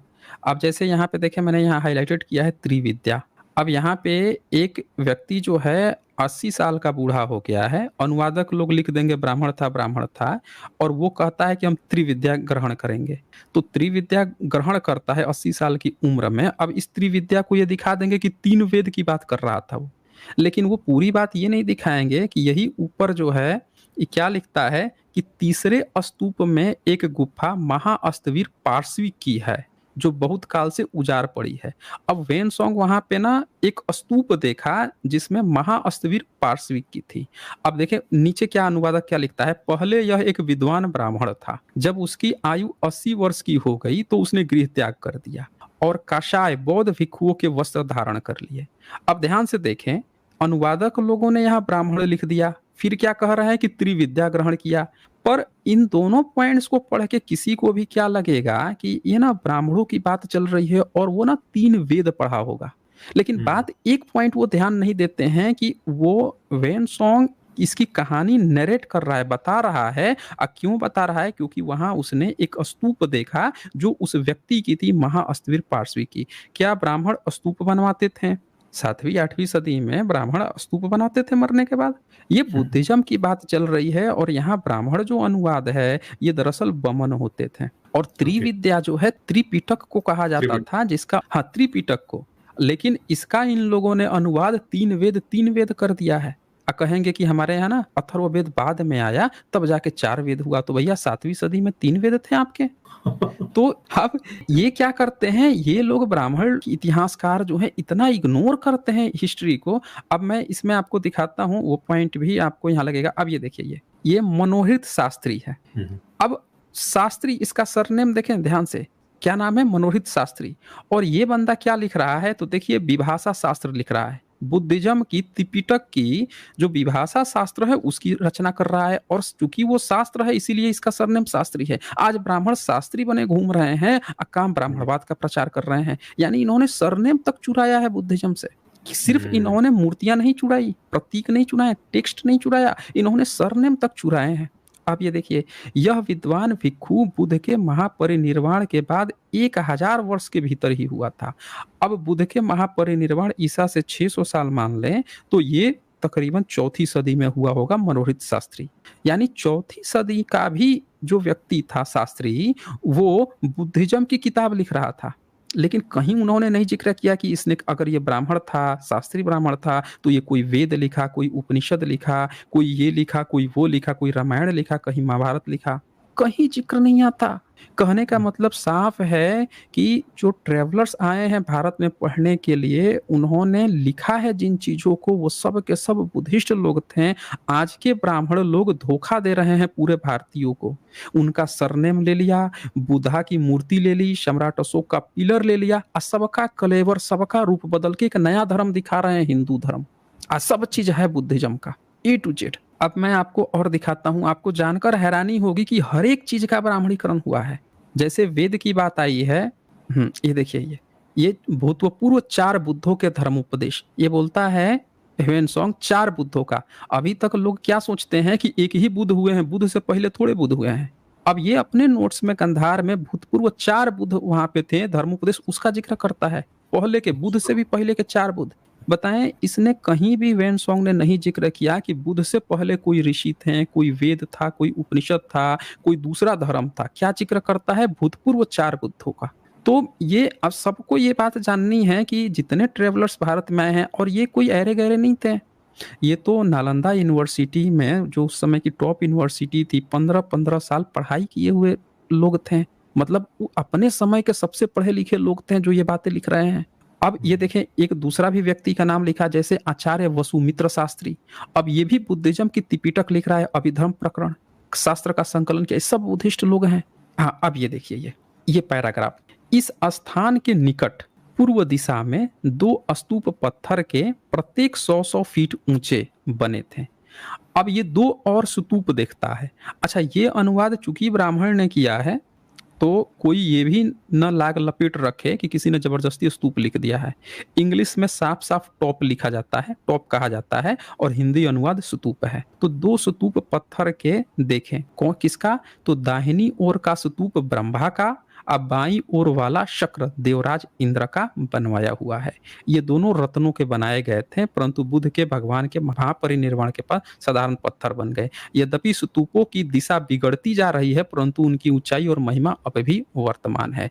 अब यहाँ ध्यान देखें, बुद्ध से इनका कनेक्शन, और ब्रह्मा और शक्र जो है, इसका स्तूप बना हुआ अपनी आंखों से देख रहा है वो बंदा। अब कोई ये बता दे कि आज तो ये कहते हैं कि नहीं, इंद्र का तो कोई मंदिर नहीं बनता, ब्रह्मा का कोई मंदिर नहीं बनता, क्योंकि ये दोनों व्यभिचारित हैं। विष्णु भी व्यभिचारित था, वृंदा के साथ व्यभिचार किया, ब्रह्मा ने सरस्वती के साथ किया, इंद्र ने अहिल्या के साथ किया, इसीलिए हम नहीं बनाते। अब आप बताएं कि ऋग्वेद जो इनकी सबसे पुरानी किताब है, उसका सबसे मुख्य देवता तो यही देवराज इंद्र है, शक्र। इनके सृष्टि का निर्माण करता ब्रह्मा है। तो भाई, आपका अगर ब्रह्मा है, आपका ये शक्र है, तो आप जो है व्यभिचार कब किया था? ऋग्वेद लिखने के पहले या उसके बाद? आपको कब पता चला? अगर आपको ये पता था कि वो व्यभिचारी है, तो आपने यज्ञ हवन क्यों जारी रखा? आज क्यों यज्ञ हवन कर रहे हो? एक व्यभिचारी देवी देवता का ही शक्र, ब्रह्मा, विष्णु, तीनों का अगर व्यभिचारी हैं, तो तीनों का आप क्यों पूजा पाठ आज करवा रहे हो अगर व्यभिचारी हैं तो? ये ध्यान दीजिएगा, ये बहुत बहुत गहरी बात है। अब ये सवाल क्यों है, मैं बताता हूं क्यों है। जैसा कि मैंने दिखाया कि अंग्रेजों के समय तक इनकी जो टेक्स्ट बुक थी, उसमें ये गाली दे रहे थे गणेश को, विनायक, बुद्ध को गाली दे रहे थे। लेकिन बुद्ध की मूर्ति की अब पूजा कर रहे हैं नाम बदल के, ये गणेश चतुर्थी मनवा रहे हैं नाम बदल के, संस्कृति बदल के। तो ठीक उसी तरह से यहाँ पे अवलोकितेश्वर बुद्ध, ये जो स्तूप ब्रह्मा है, जो शक्र है, जातक कथाओं का राजा शक्र होता है, बुद्धिज्म का है। अब ब्रह्मा जो है बुद्धिज्म का ही हिस्सा है, उसी में कहते हैं ब्रह्मा। यही कारण है कि बुद्धिज्म की जो सबसे मुख्य ब्रांच है थेरवादा, जो आज भी म्यांमार वर्मा देश में थेरवाद चलता है, तो उस देश का पुराना नाम आप पता करेंगे तो उसका नाम है ब्रह्म देश। बुद्धिज्म का नाम है ब्रह्म देश, स्वर्ण देश, वर्मा। अब बताइए कि वो अपना नाम ब्रह्म देश रखा, उससे आपको एकदम क्लियर शब्द पता चल जाएगा कि ब्रह्म शब्द तो यार बुद्धिज्म वाला क्यों अपना ब्रह्म देश कह रहा है, और तो प्योर थेरवादी बुद्धिस्ट लोग हैं। तो ये सारे नाम जो है, देखे कितना ब्राह्मणीकरण किया गया। पहले इनको गाली दी गई, व्यभिचारी बनाया ब्रह्मा को, फिर शक्र को व्यभिचारी बनाया, और फिर उसी तरह से अवलोकितेश्वर बुद्ध जो विष्णु कहते हैं उसको भी व्यभिचारी बनाया, वृंदा। जब इससे बात नहीं बनी, जब इन्होंने देख लिया कि यार इससे बात नहीं बन रही है, तो इनको देवी देवता बना के अब बैंक बैलेंस बनाने लगे। आजा भाई, दान दक्षिणा दो अब इनके नाम पे। तो आप बताएं, 7वीं सदी में एक जगह भी बंदे ने नहीं जिक्र किया कि त्रिविद्या जो का मतलब 3 वेद होता था, और ये ब्रह्मा और शक्र जो है ब्राह्मणों के यज्ञ हवन के देवी देवता थे। इनके तो स्तूप बन रहे हैं अब बुद्ध के साथ। अब ये बहुत ध्यान देने वाली बात है, आप समझें। अब इसी में एक पॉइंट और मैं आपको दिखाता हूँ, घालमेल इनका कितना भयानक घालमेल इन लोगों ने किया है। अच्छा सर, अगर ऐसा है तो फिर ये जो वेद में जो इंद्र का जिक्र है, इसका मतलब वेद भी फिर बाद में ही हो गए? फिर वेद को ये बताते हैं कि 3500 साल पहले। वो इसीलिए तो बोल रहा हूँ कि अगर इससे पहले था तो वहां पे इसके स्तूप नहीं बनते। स्तूप बने हुए 7वीं सदी में देखे गए हैं, यानी 7वीं सदी तक भी वो बुद्धिज्म का हिस्सा था। इन्होंने 7वीं सदी के बाद से अब वेद को ही, क्योंकि उस समय कोई देवी देवता था नहीं, अब बुद्ध को इनको बनाना नहीं था, तो इन्होंने शक्र को ही अपना बना लिया कि हम इसकी उपासना। तभी तो ये लिखते हैं, हे शक्र गायों को लूट लाओ, अल्लाह के हम पे बंटवारा करो। शक्र इनका इंद्र गया और कृष्ण को मार के आया, घोड़े पर बैठ के गया, और बाद में पुराणों में उसको हाथी पर बैठा दिए, बाद में पुराण में ऐरावत पे बैठा दिए, और वेद में घोड़े पर बैठा के दौड़ा रहे थे, उसको राजा की तरह ट्रीट कर रहे थे कि राजा है। तो वो कहां से आया? इन्हीं से आया। अब कनिष्क के गंधारा आप देखेंगे तो वहां पे बहुत सारे मिलते हैं, मूर्तियां मिलती हैं, बहुत सारे प्रमाण मिलते हैं कि बुद्धा बैठे हैं, दोनों बगल ब्रह्मा और इंद्र लेके खड़े हैं, अब बौद्ध भिक्षु के रूप में बुद्धिस्ट चीवर पहन के खड़े हैं दोनों। अब एक और कहानी देखिए, यही वेनसोंग 7वीं सदी में क्या देखता है, इस स्थान से 50 ली की दूरी जाने पर उत्तर दिशा में एक और स्तूप मिलता है। देखिए, सम्राट अशोक ने जो 84,000 स्तूप बनवाए थे ना, वो बुद्धा से अब बुद्धिज्म से जुड़े हुए बनवाए थे। अब यहाँ पे जो स्तूप, एक और स्तूप मिला, वो क्या था? शामक बोधिसत्व का। ये बोधिसत्व है, शामक बोधिसत्व। अब शामक बोधिसत्व कौन है? यहाँ 1 नंबर लिखा है, नीचे आप देखेंगे तो यहाँ आप देख सकते हैं कि यह वृतांत दुकुल के पुत्र श्याम का मालूम होता है, जिसका वर्णन शाम जातक है। फाहयान ने इसे सेन लिखा है, मूल पुस्तक में यह शब्द आया है। सांची के लेख जो है, सांची का जो स्तूप है, ये देखें यहाँ क्या कहता है, सांची के लेखों में यह जातक उद्धृत की गई है।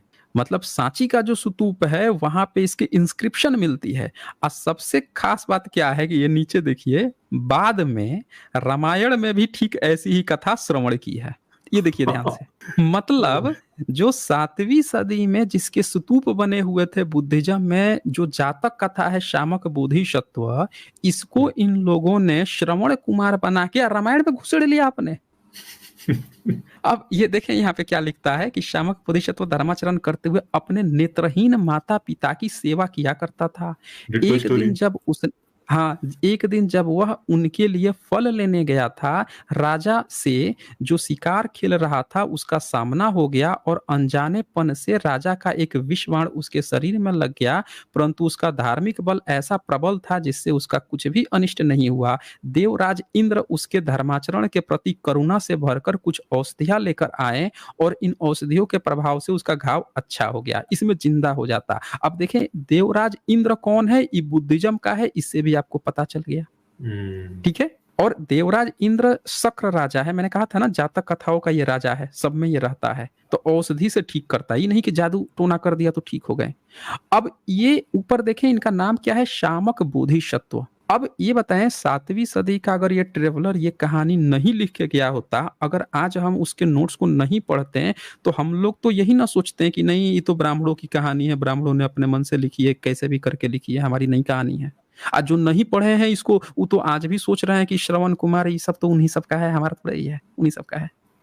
मतलब बुद्धिज्म की हर एक चीज, हर एक जातक कथा को उठा के इन्होंने अपना धर्म ग्रंथ बना लिया है। तो इसमें ऐसी और भी बहुत सारी बातें हैं। मैं सिर्फ आपको एक एग्जाम्पल दिखा रहा था कि 7वीं सदी तक भी इनके वेद का प्रमाण नहीं है, और इनका इंद्र जिसको आज ये बना के घूम रहे हैं, ब्रह्मा जिसको बना के घूम रहे हैं, वो उस समय तक भी बुद्धिज्म का पार्ट था। यानी इन्होंने वेद की रचना भी जो की है वो उस दौरान के बाद ही की है, और उसमें उन्होंने शक्र को ही अपना मुख्य बनाया है। राजा ही उस समय स्ट्रांग होता था। यही कारण है कि बुद्धिज्म हो या जैनिज्म हो, राजाओं का रोल उनमें इंपॉर्टेंस ज्यादा है, पुरोहित का नहीं है। और उसी दौर में चूंकि वेद भी इन्होंने जब लिखा, इसीलिए इन्होंने एक राजा जो शक्र है जातक कथाओं का, उसी को सबसे प्रमुख देवता बनाया। ये पॉइंट सबसे हाईलाइटेड कीजिएगा। इंद्र जो प्रमुख देवता है वो एक राजा है, राजा को बनाया। तब इनका ब्रह्मा विष्णु महेश का क्राइटेरिया नहीं है, ब्रह्मा भी तब गौण है। तो ये सारी चीजें जब एक साथ आप देखते हैं तब आपको एकदम क्लियरली साइन मिलेगा कि छठी सातवीं सदी के बाद से इन लोगों ने इवॉल्व होना शुरू हो चुके थे और बुद्धिज्म के ही कहानियों में ये अच्छे से जानने समझने लगे थे। और जैसे मौका मिला इन्होंने तुरंत ही चौका लगा के अपना ब्राह्मणवाद पैरेलल दुनिया खड़ा कर ली इन्होंने। और इसके लिए जरूरी था बुद्धिज्म की जितनी किताबें हैं जिसमें ओरिजिनल सच्ची और कहानियां लिखी हैं, स्टोरीज लिखी हैं, हिस्ट्री लिखी है, उसको जला दिया जाए, खत्म कर दिया जाए। और इसीलिए चचनामा जो किताब है वो कहती है कि 712 ईस्वी में सुदेव ब्राह्मण ने सबसे पहले मोहम्मद बिन कासिम के साथ समझौता किया, किले से बाहर निकला, बोला कि बुद्धिस्ट का जो स्तूप है, मंदिर है, इसको तोड़ दोगे तभी यहाँ जीत पाओगे। फिर एक दूसरा ज्योतिषी निकला, उसने बोला कि हम आपके लोगों की रक्षा किए हुए हैं, हमारा जीवन बख्श दीजिए, हम आपके साथ रहेंगे। और फिर उसके बाद से सारे ब्राह्मण जो हैं पहुंच गए मोहम्मद बिन कासिम के पास और बोले हुजूर बताएं आपके लिए हम क्या करेंगे। और ये चचनामा में लिखा हुआ है, आप कहेंगे तो मैं दिखा भी सकता हूँ यहाँ पे। तो यहाँ पे अब ब्राह्मण उसे डील करते हैं, कहते हैं कि बताएं हुजूर हम आपके लिए क्या सेवा करें। तो वो कहता है कि तुम जो है यहाँ के लोगों से कहो कि शस्त्र न उठाएं हमारे लिए। तो इन्होंने उसके बाद और इसके बदले में हम तुम्हारे लिए क्या करेंगे कि हम पूछा उनसे कि तुम सब के सब सर क्यों मुड़ाए हुए हो। ये सब ना बुद्धिस्ट बन के रहते थे, बुद्धिज्म में घुस गए थे ये। अच्छा। सबके सर मुड़े हुए थे। ये पॉइंट किसी ने गौर नहीं किया है कि ब्राह्मणवाद कितना सातिरपना है। ये नहीं जानते हैं लोग कि ब्राह्मणों का अपना कोई धर्म नहीं था 7वीं सदी तक। और इसीलिए ब्रह्मा और इंद्र जो है बुद्धिज्म के स्तूप बनते थे। ये सबसे इंपॉर्टेंट पॉइंट है जिस पर भारतीय इतिहासकार जो है एकदम नदारद है। मेरे ख्याल से मुझे लगता है कि चचनामा एक बार शायद खोल दूं ताकि जो लोग हाँ सर, नहीं अगर हो तो देखे आपके पास देख लें एक बार। हाँ जो आप ढूंढे लोग तब तक नहीं। मैं कुछ सुपर चैट ले लेता हूँ। हाँ हाँ वो ले लीजिए। जोय बॉय जी लिखते हैं, क्या वैदिक पीरियड इंडिया की एक्चुअल हिस्ट्री को पता करने में एक रोड़ा है, क्योंकि वेदों के अलावा वैदिक पीरियड का कोई आर्कियोलॉजिकल सबूत नहीं मिलता। बिल्कुल, मुझे भी ये लगता है कि वाकई में ये जो वैदिक पीरियड जो इन्होंने इमेजिनरी खड़ा किया हुआ है, ये वास्तव में एक्चुअल हिस्ट्री को पता करने में इंडिया की बहुत बड़ा रोड़ा है। क्योंकि अभी जैसे साईं जर्नी जी भी बता रहे थे कि वो जो मतलब हिस्टोरियन है जो इंडिया के, वो मतलब पता नहीं क्यों डरते हैं, या उन्हें कुछ ऐसा है कि भाई इस पे नहीं बोलना चाहिए, या फिर एक परंपरा चली आ रही है उस तरह से हिस्ट्री को प्रेजेंट करने की। पता नहीं क्या वजह है, वो तो बेहतर वही बता सकते हैं। लेकिन ऐसा होता है कि वो जो एक परंपरा पीछे से चली आ रही है कि जो वैदिक पीरियड है उसको बना के रखना है और उस पर कोई सवाल नहीं उठाना है, भले कितने भी सबूत हों, तो वो उस चीज को मेंटेन करके रखते हैं।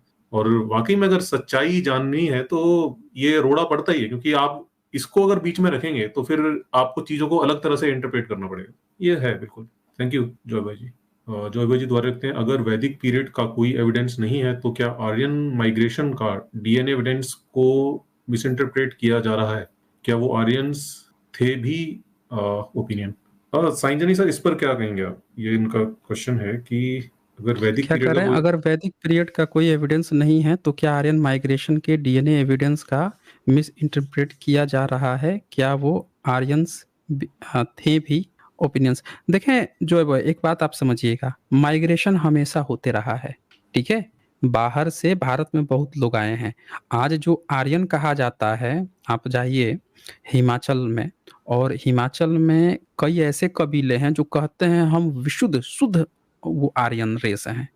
और उनका आप पता लगाएंगे तो अगर आप आर्यन हैं शुद्ध विशुद्ध वाले तो आपका पूर्वज कौन है, तो कहेंगे हमारा पूर्वज सिकंदर अलेक्जेंडर है। आर्यन का जो कंसेप्ट है वो सिकंदर से शुरू होता है, उसके पहले नहीं जाता है। ब्राह्मणिज्म ने अपने को आर्यन कभी नहीं कहा है, आर्य कभी नहीं कहा, उसने अपने को ब्राह्मण कहा। क्योंकि भारत में ब्राह्मण जो शब्द है, वमन जो शब्द है, वो ज्यादा वो था, मतलब प्रचलित शब्द था। जो धम्मपद में 26वां चैप्टर है वमन वग को, उसमें साफ साफ लिखा हुआ है और ये मेंशन है उसमें कि बुद्धिज्म में जो श्रमण बमण है वो बमण आपका वैदिक ब्राह्मण नहीं है, बल्कि जो भिक्षु होते हैं उनकी ऊर्ध्व स्थिति, यानी भिक्षुओं में जो मेच्योर भिक्षु है उसी को बमण कहा जाता था। और इसीलिए सबके सर मुड़े होते थे और वो बमण। तो ब्राह्मणों ने अपने को आर्य वर्य नहीं कहा। आर्य आर्य का तो 4 आर्य सत्य होते हैं ना, गुणवाचक शब्द है, उन्होंने अपने को ब्राह्मण कहना सोचा कि हम अब अकबर आएगा भारत में तो वो अपने को क्या कहेगा? ये थोड़े कहेगा हम सिपाही हैं। वो तो कहेगा कि भाई हम तो राजा हैं। राजा यहाँ उससे पहले भी जो लोग थे वो भी अपने को राजा कहते थे, वो भी अपने को राजा कहेगा। यानी एक पदवी थी बमड़, तो उस पदवी को उन्होंने चूज़ किया कि ये सबसे सम्मानित पद है। भारत के लोग बमन को, बुद्धिज़्म के जो भिक्षु हैं उनके इतना डेडिकेटेड क्यों हैं? अपना पूरा हर चीज़ इतना डोनेशन देते हैं, इतने विश्वविद्यालय इनके चलते हैं, ये लोग कहीं भीख तक नहीं माँगने जाते, सब लोग खुद इतने पहुँचा के जाते हैं, कई-कई गाँव। तो उन्होंने अपने को उस पोस्ट पे रख लिया कि हम ही अब बमन हैं, और इसीलिए आप देखें कि इन्होंने शाकाहार का रास्ता अपनाया। इनके वेद में और उपनिषद, इनके धर्म ग्रंथों में, महाभारत, रामायण में कूट-कूट के लिखा हुआ है मांसाहार। फिर भी इन्होंने चूँकि बुद्धिज़्म के महाविहारों पे कब्ज़ा किया और बौद्ध भिक्षु लोग नहीं खाते थे, शाकाहार सम्राट अशोक ने शुरू किया, और हर्षवर्धन ने तो पूरा राज्य पे लागू कर दिया शाकाहार को। सम्राट अशोक ने तो कम से कम रिलैक्सेशन दिया था कि 2-3 महीने में 2-3 पशु-पंछी खा सकते हो। 7वीं सदी में तो हर्षवर्धन ने पूरी ही रोक लगा दी, शाकाहार कंटिन्यू किया, मांसाहार पे रोक लगा के। तो फेमिनिज्म ने अपने को शाकाहार तक में लेके आए हैं वो। तो ये क्यों? क्योंकि बुद्धिज़्म की चीज़ों को वो कैप्चर करना चाहते थे। तो यहाँ पे आर्यन जो शब्द है ना, वो ब्राह्मणिज़्म ने कभी अपने को नहीं, तो वो मनुस्मृति में सबसे पहले पता है क्या लिखते हैं कि ब्रह्मा ने आर्यों को पैदा किया। और ये नहीं कहते कि मुँह से ब्राह्मण पैदा किया, वो कहते हैं कि उन्होंने अपने शरीर से आर्यों को पैदा किया। आर्य 4 तरह के होते हैं, ब्राह्मण, क्षत्रिय, वैश्य, शूद्र। ये लिखते हैं, कहीं नहीं लिखा। तो आर्यन शब्द जो है, ये जर्मनी का जो हिटलर था उसको भी इसी बात की लगी थी, हम शुद्ध नस्ल हैं, आर्यन हैं। सिकंदर भी जो था वो एक छोटे प्रदेश का था। उसके समय में पर्शियन साम्राज्य सबसे बड़ा साम्राज्य था, और ग्रीक्स जो हैं बड़े छोटे-छोटे, मतलब कबीले टाइप के थे, उनकी कोई वैल्यू नहीं थी। लेकिन जब वो अपनी रणनीति से जीत गया तो उसको लोग देवता मानने लगे। फिर मिस्र में गया तो उसको लिविंग गॉड बना दिए कि बहुत ये तो शानदार देवता है, ये तो इनके पास ताकत है। और बाद में उसकी 1-2 पीढ़ी जब बीत गई ना, तो उसके नाम से कि हम सिकंदर की वंशजे हैं, हम शुद्ध आर्यन नस्ल हैं, उसके नाम का फ़ायदा लेके और अपनी राजशाही आगे बढ़ा रही थी। तो वही चीज़ आज भी मेंटेन हो गया कि अब अंग्रेज़ों के समय में कि हम आर्यन हैं। मैक्स मूलर खुद जर्मन थे, तो उन्होंने Aryan migration theory, Aryan migration.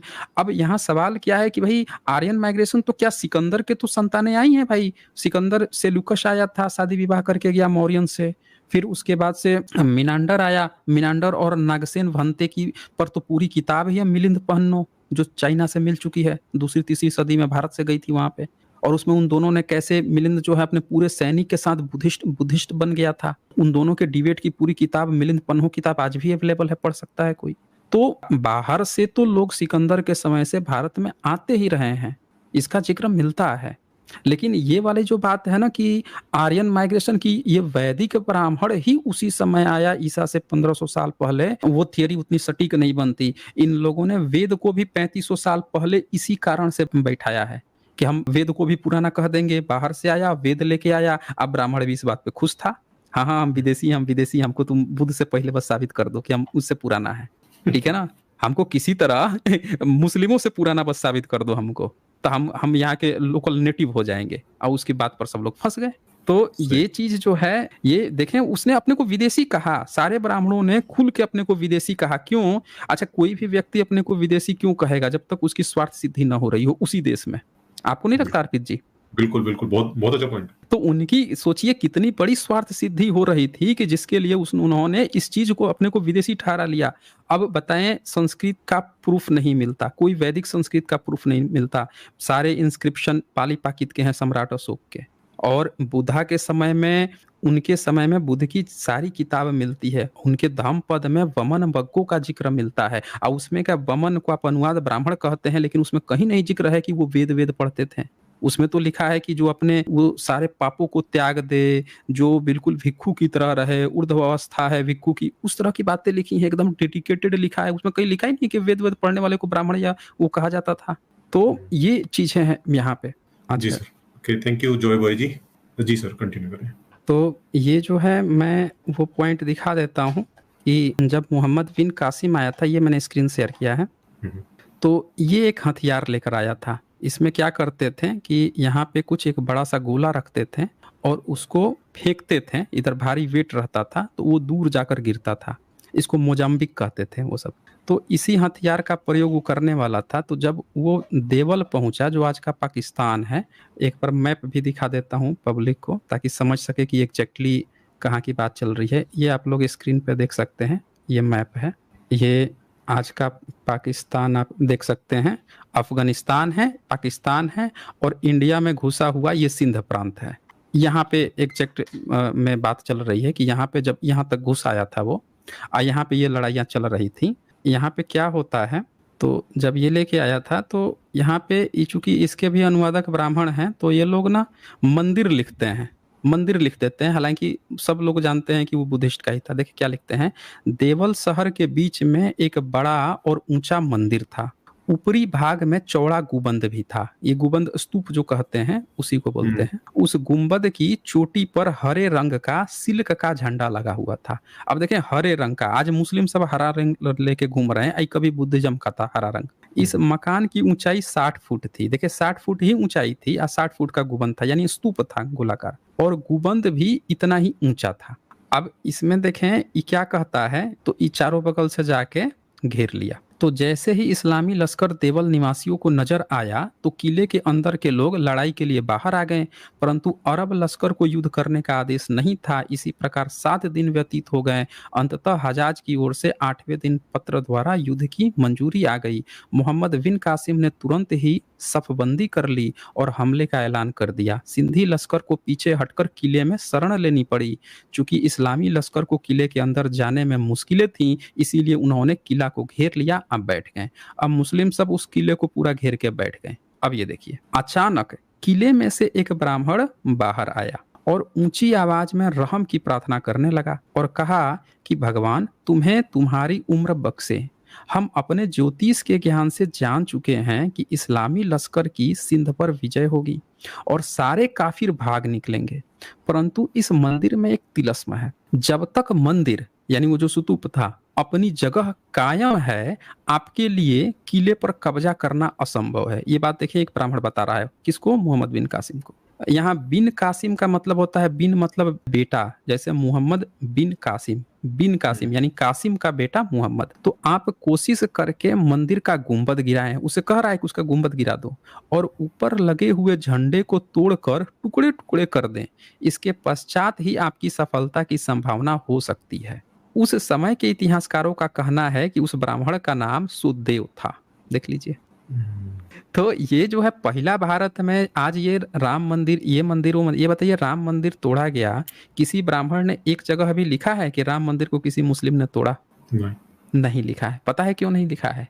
क्योंकि जिस तरह से ये चीज नहीं लिखा है कि एक ब्राह्मण निकल के मुस्लिम को समझा रहा था कि ये मंदिर तोड़ दो तभी तुम यहाँ जीत पाओगे, क्या इस बात से ये पॉइंट नहीं निकल रहा है कि उस जगह को भी इन्हीं ने तोड़वाया हो, इसलिए नहीं लिखा है? बिल्कुल।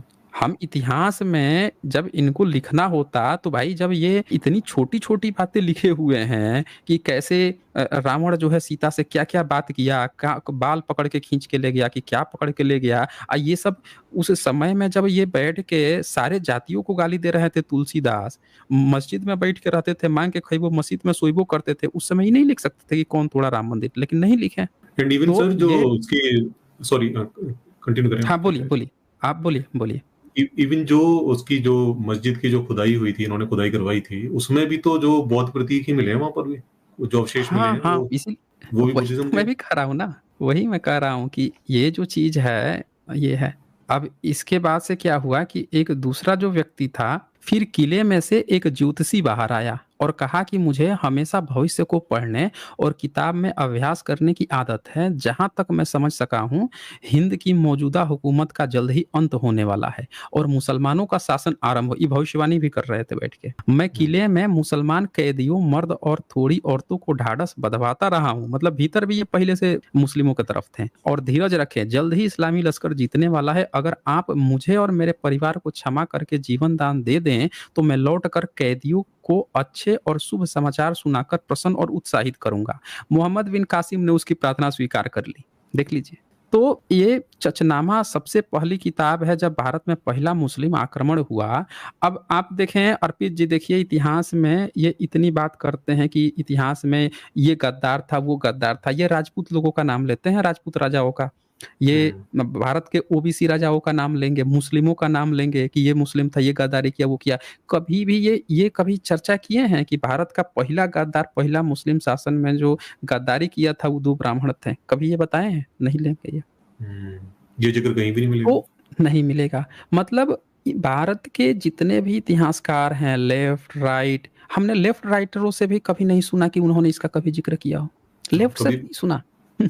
तो इससे ये पता चलता है कि भारत में ब्राह्मण इतिहासकार जो हैं, उनके अंदर एक म्यूचुअल अंडरस्टैंडिंग है कि हुँ। हमें जो है कुछ चीज़ें सामने लानी ही नहीं है ये और मुझे भी समझ में नहीं भारत आता ऐसा क्यों?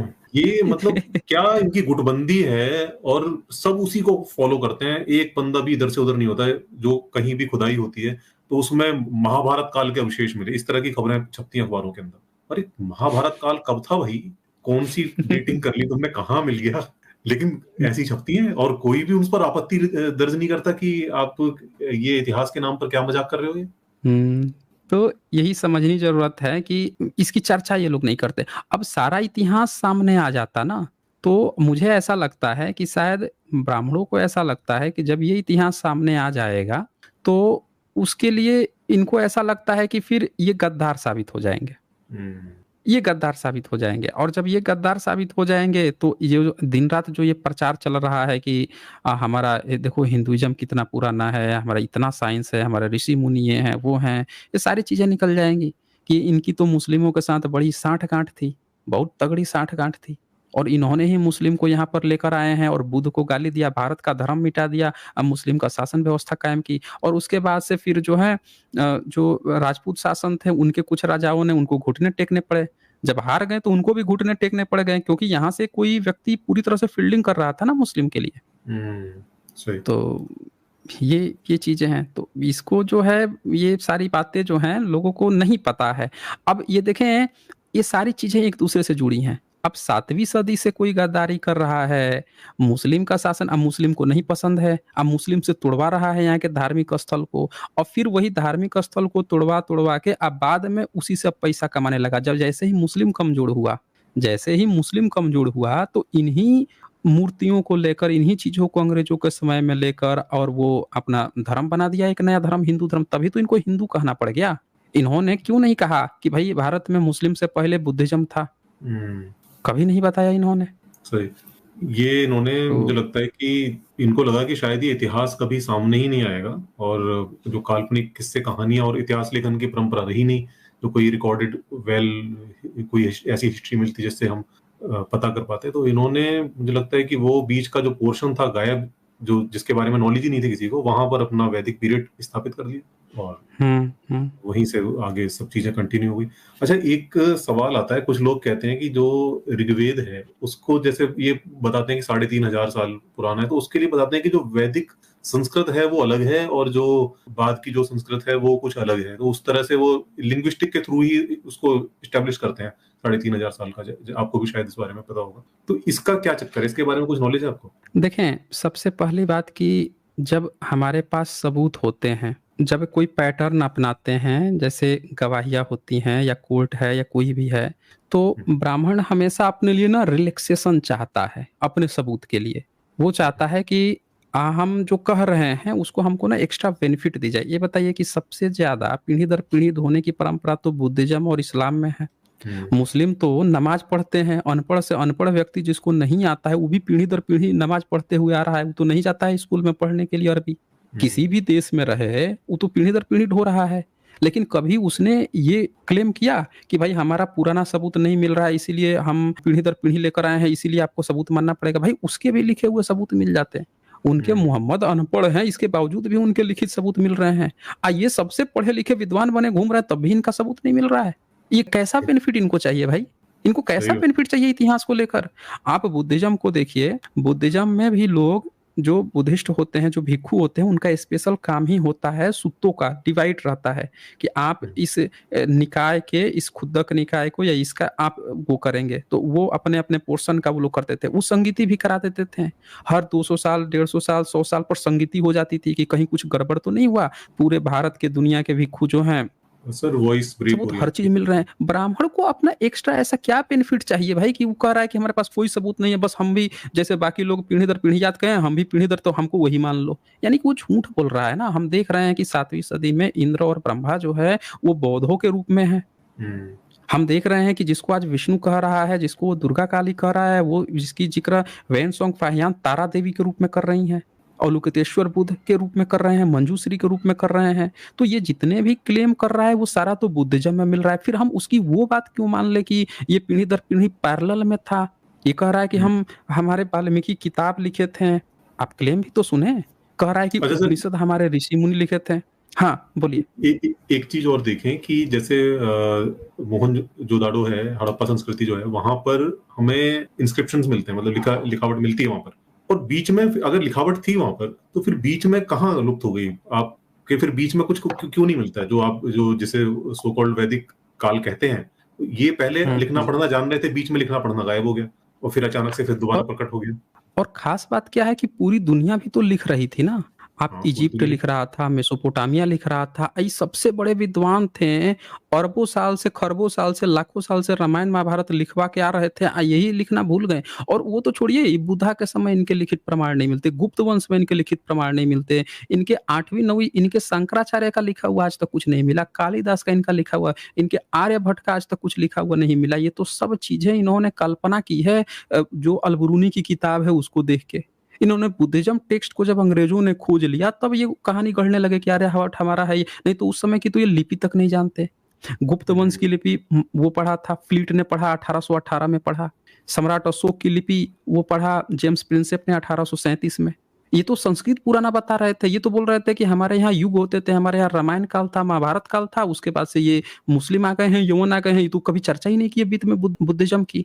तो जिनको बुद्धिज्म के किसी राजा का नहीं पता, इनको गुप्त वंश का नहीं पता, इनको सम्राट अशोक का नहीं पता, इनको बीच के जितने राजा हुए किसी का नहीं पता, इनको सीधे पता था रामायण का, महाभारत का, सीधे मुस्लिम शासनकाल। अब बताएं ऐसे व्यक्ति पर हम क्यों बिलीव करें कि ये पीढ़ी दर पीढ़ी 3500 साल से ढोके लेके आए हैं, सही बात। जिस समय इनकी न भाषा पाई गई न इस समय उनकी लिपि पाई गई। एक और बात है ना, एक और बात है, भारत में मुस्लिम आया तो भारत के लोगों को अरबी नहीं आती थी। लेकिन जो लोग भी कन्वर्ट हुए, चाहे वो एससी वर्ग का ही व्यक्ति हो, वो भी नमाज पढ़ना सीख गया, अरबी बोलना सीख गया। कम से कम नमाज के तो बोल ही लेता है, जाके पढ़ाता है। हम्म। लेकिन इनकी ऐसी क्या दुश्मनी थी कि भारत में ही रह के वेद ला रहे थे, या भारत का एक भी व्यक्ति को वेद नहीं पता था? बताइए, हम्म। ये कौन सा धर्म था भाई इनका? फिर हमारा धर्म कैसे हुआ? जब हमारा धर्म होता तो हमको भी पता होता। हम्म।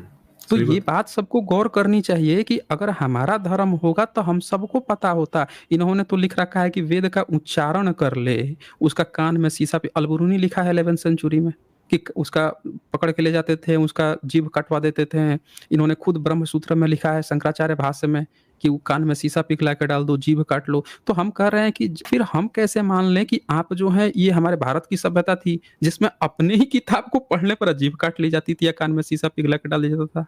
नहीं, मुझे तो लग रहा है सर ये वही चीज है जो कि जैसे आज ये मूर्तियों को कवर कर रहे हैं ना, वहां पर नई फोटो खींचने देते, किसी को देखने नहीं देते, उसको सजावट से छुपा के रखते हैं उसको।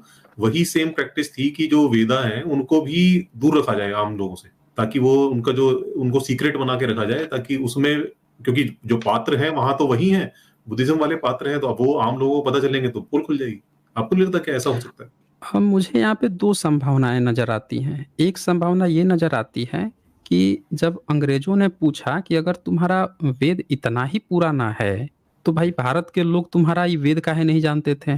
तो हम्म। उसने ना यहाँ पे अपने को सेफ ज़ोन में ले जाने के लिए एक और झूठ बोल दिया। जैसे उसने अपने को विदेशी बोल के अपनी जान अपने को पुराना साबित किया, उसी तरह से इस चीज़ को हाइलाइटेड कि नहीं-नहीं, हम ना सबके जीभ काट लेते थे। हम ना सबके कान में शीशा पिघला के डाल दें, इसीलिए कोई वेद ही नहीं जान पाया।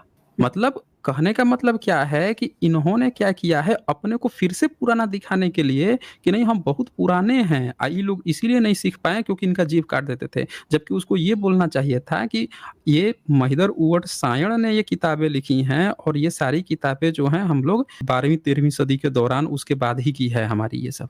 उसने सच न बोल के ये कहा कि यहाँ के इसलिए नहीं क्योंकि हम सबकी जीभ काट देते थे जबकि ये कर देते थे।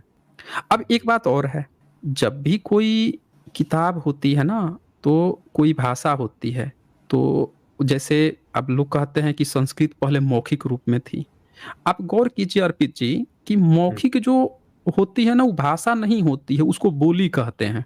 बोली गई सही। हाँ, जैसे कबीर की बोली, कबीर जी हम्म, की अवधी हो गई, या फिर आप देखिए गुरु नानक की, ये सब बोलियों के रूप में थी, पीढ़ी दर पीढ़ी ढोई गई और 200-400 साल बाद लिख ली गई। हम्म, और वो इसलिए बोली गई क्योंकि वो आम जनमानस की भाषा थी।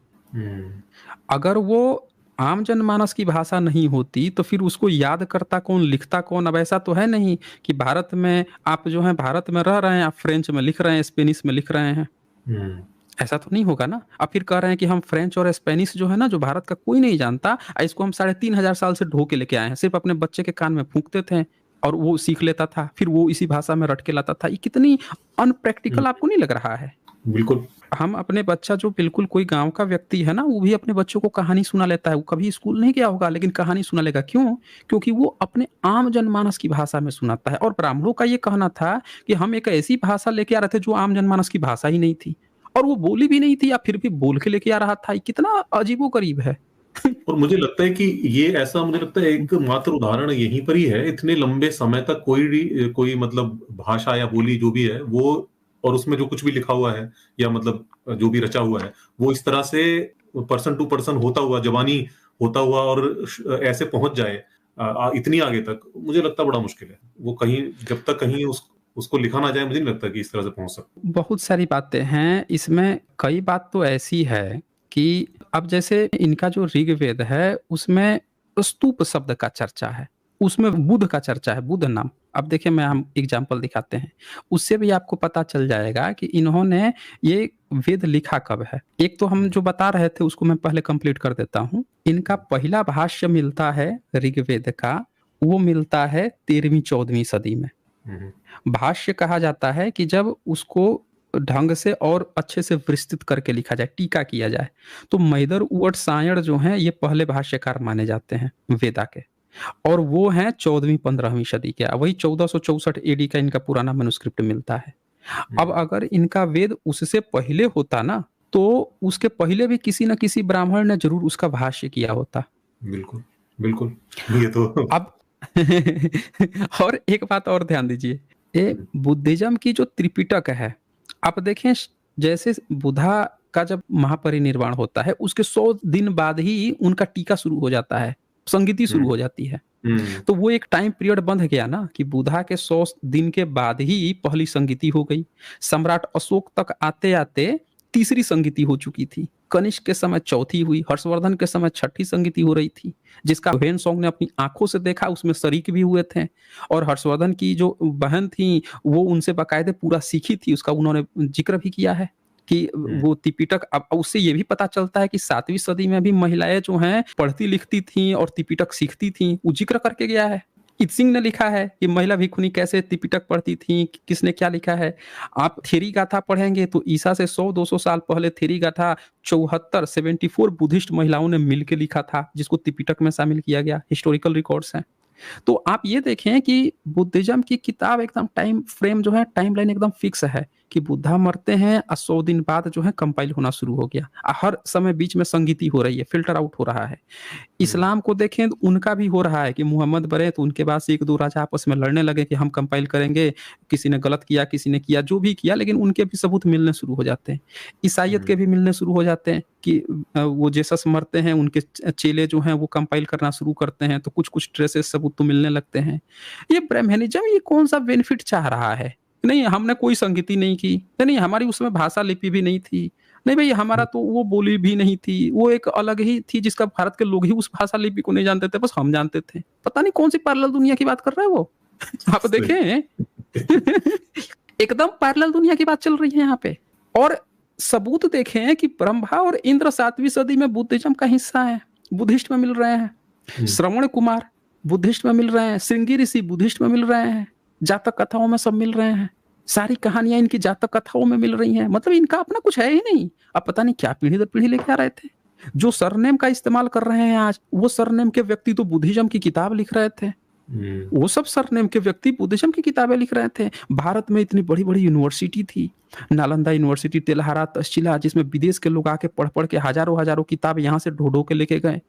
अब इतना एडवांस समय में ब्राह्मण कह रहा है कि हम तब भी नहीं लिखते थे, पीढ़ी दर पीढ़ी कपोड़ते थे। बताएँ, मोबाइल आज आ गया है, मोबाइल आए हुए कितना साल हुआ? 30 साल अभी नहीं हुआ, 25 साल हुआ मोबाइल आए हुए। आम जनमानस में तो समझे कि 15 साल हुआ होगा, 15-17, जो सारा आम जनमानस उसका इस्तेमाल करने लगा।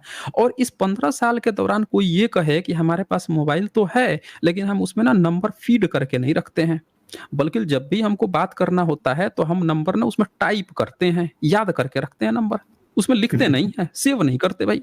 अब ऐसी बात कोई कहेगा कि हम अपने बच्चे को भी ना ऐसे 1000, 2000, 10,000 नंबर जो है याद करवा देते हैं पीढ़ी दर पीढ़ी। पूरी दुनिया मोबाइल की सुविधा है, लिखने की सुविधा है, तो उसमें सेव करने की सुविधा है, सब सेव करके रख रहे हैं। कोई पैरेलल में बात क्लेम कर रहा है कि हम ना सेव ही नहीं करते थे भाई, हम पीढ़ी दर पीढ़ी याद करते थे, अपने बच्चे को भी याद करवाते थे, वो अपने बच्चे को याद करवाता, ऐसे हम ढोते थे।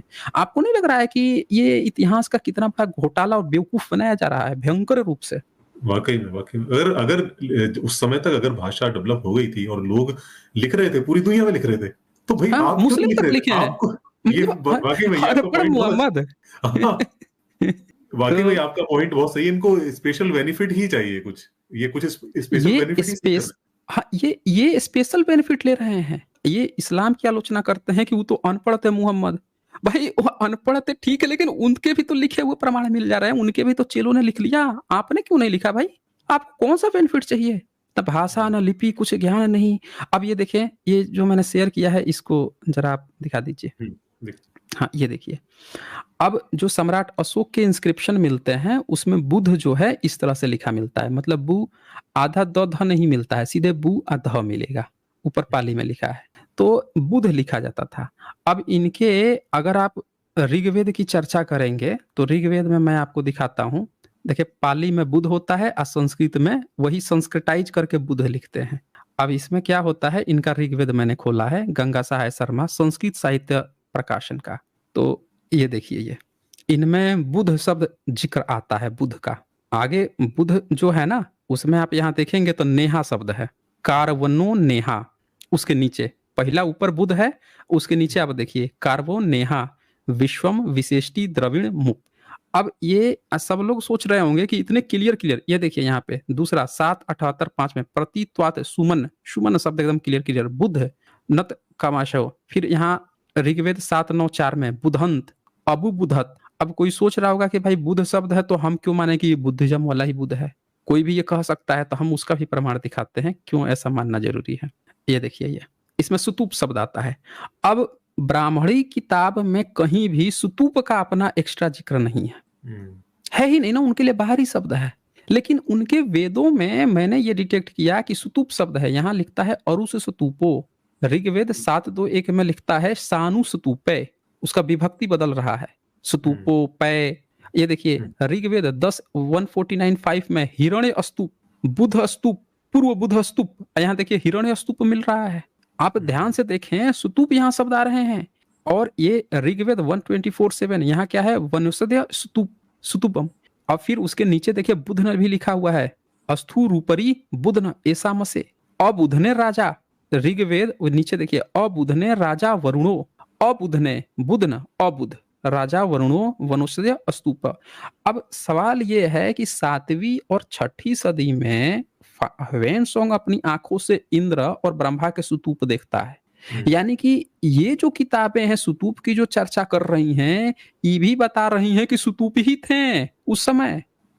यानी कि ये तब की किताबें हैं जब ऑलरेडी भारत में स्तूप बनते थे। यानी बुद्धिज्म पहले से एस्टेब्लिश था, और तब जाके इन्होंने ये लिखा है, तभी तो ये सब शब्द आ रहे हैं। वजह सर, एक चीज मैंने और भी कहीं पढ़ी थी, इसी से रिलेटेड है कुछ, कि जैसे पाली में स्तूप को थूप लिखा जाता, बोला जाता है शायद। हाँ, संस्कृताइज, ये संस्कृताइज फॉर्म है ना, तो इनके लिए बाहरी शब्द है ये। हाँ, ये बाहरी शब्द है इनके लिए। मैंने पढ़ा था कि इस शब्द, जैसे थूप शब्द है, उससे बहुत शब्द बनते हैं पाली के अंदर। हाँ, लेकिन संस्कृत का जो स्तूप है, इससे बहुत शब्द नहीं बनते क्योंकि बाहरी शब्द है। बाहरी शब्द है, एग्जैक्टली। तो ये इससे ये पता चलता है कि इन्होंने जब और यही कारण है कि इंद्र की भी इसमें, इंद्र इनका प्रमुख देवता है। इनका देवता अगर सृष्टि का रचयिता ब्रह्मा है तो ब्रह्मा होना चाहिए था इसमें प्रमुख देवता। अब ब्रह्मा है ही नहीं इसमें, इसमें इंद्र है। और इंद्र तो बुद्धिज्म के शक्र का वो राजा है। ब्रह्म विहार, ब्रह्म की चर्चा तो इस दौरान जो है बुद्धिस्ट कर रहे थे, ब्रह्म विहार बनाते थे, ब्रह्म देश बनाते थे वो। ये तो ब्रह्म की यहाँ चर्चा तक नहीं कर रहे हैं इसमें, ब्रह्मा की, ये तो इंद्र की चर्चा कर रहे हैं, इंद्र प्रमुख गॉड। और जैसे ये स्विच करते हैं, यहाँ से माइग्रेट करते हैं, तो इंद्र को गाली देने लगते हैं, व्यभिचारी बना देते हैं इंद्र को, कमजोर बना देते हैं। अब वैष्णववाद आता है तो विष्णु को ऊपर कर देते हैं। और विष्णु जब स्ट्रांग होता है तो विष्णु का अवतार बनाने लगते हैं। तब बौद्ध जातक कथाओं में का जो राम बोधिसत्व है, अब वो इनका अवतार बन जाता। घत जातक का जो वासुदेव है वो इनका अवतार बन जाता, कृष्ण बन जाता है। आगे आप देखें ना, सारा पैटर्न एकदम क्लियर है।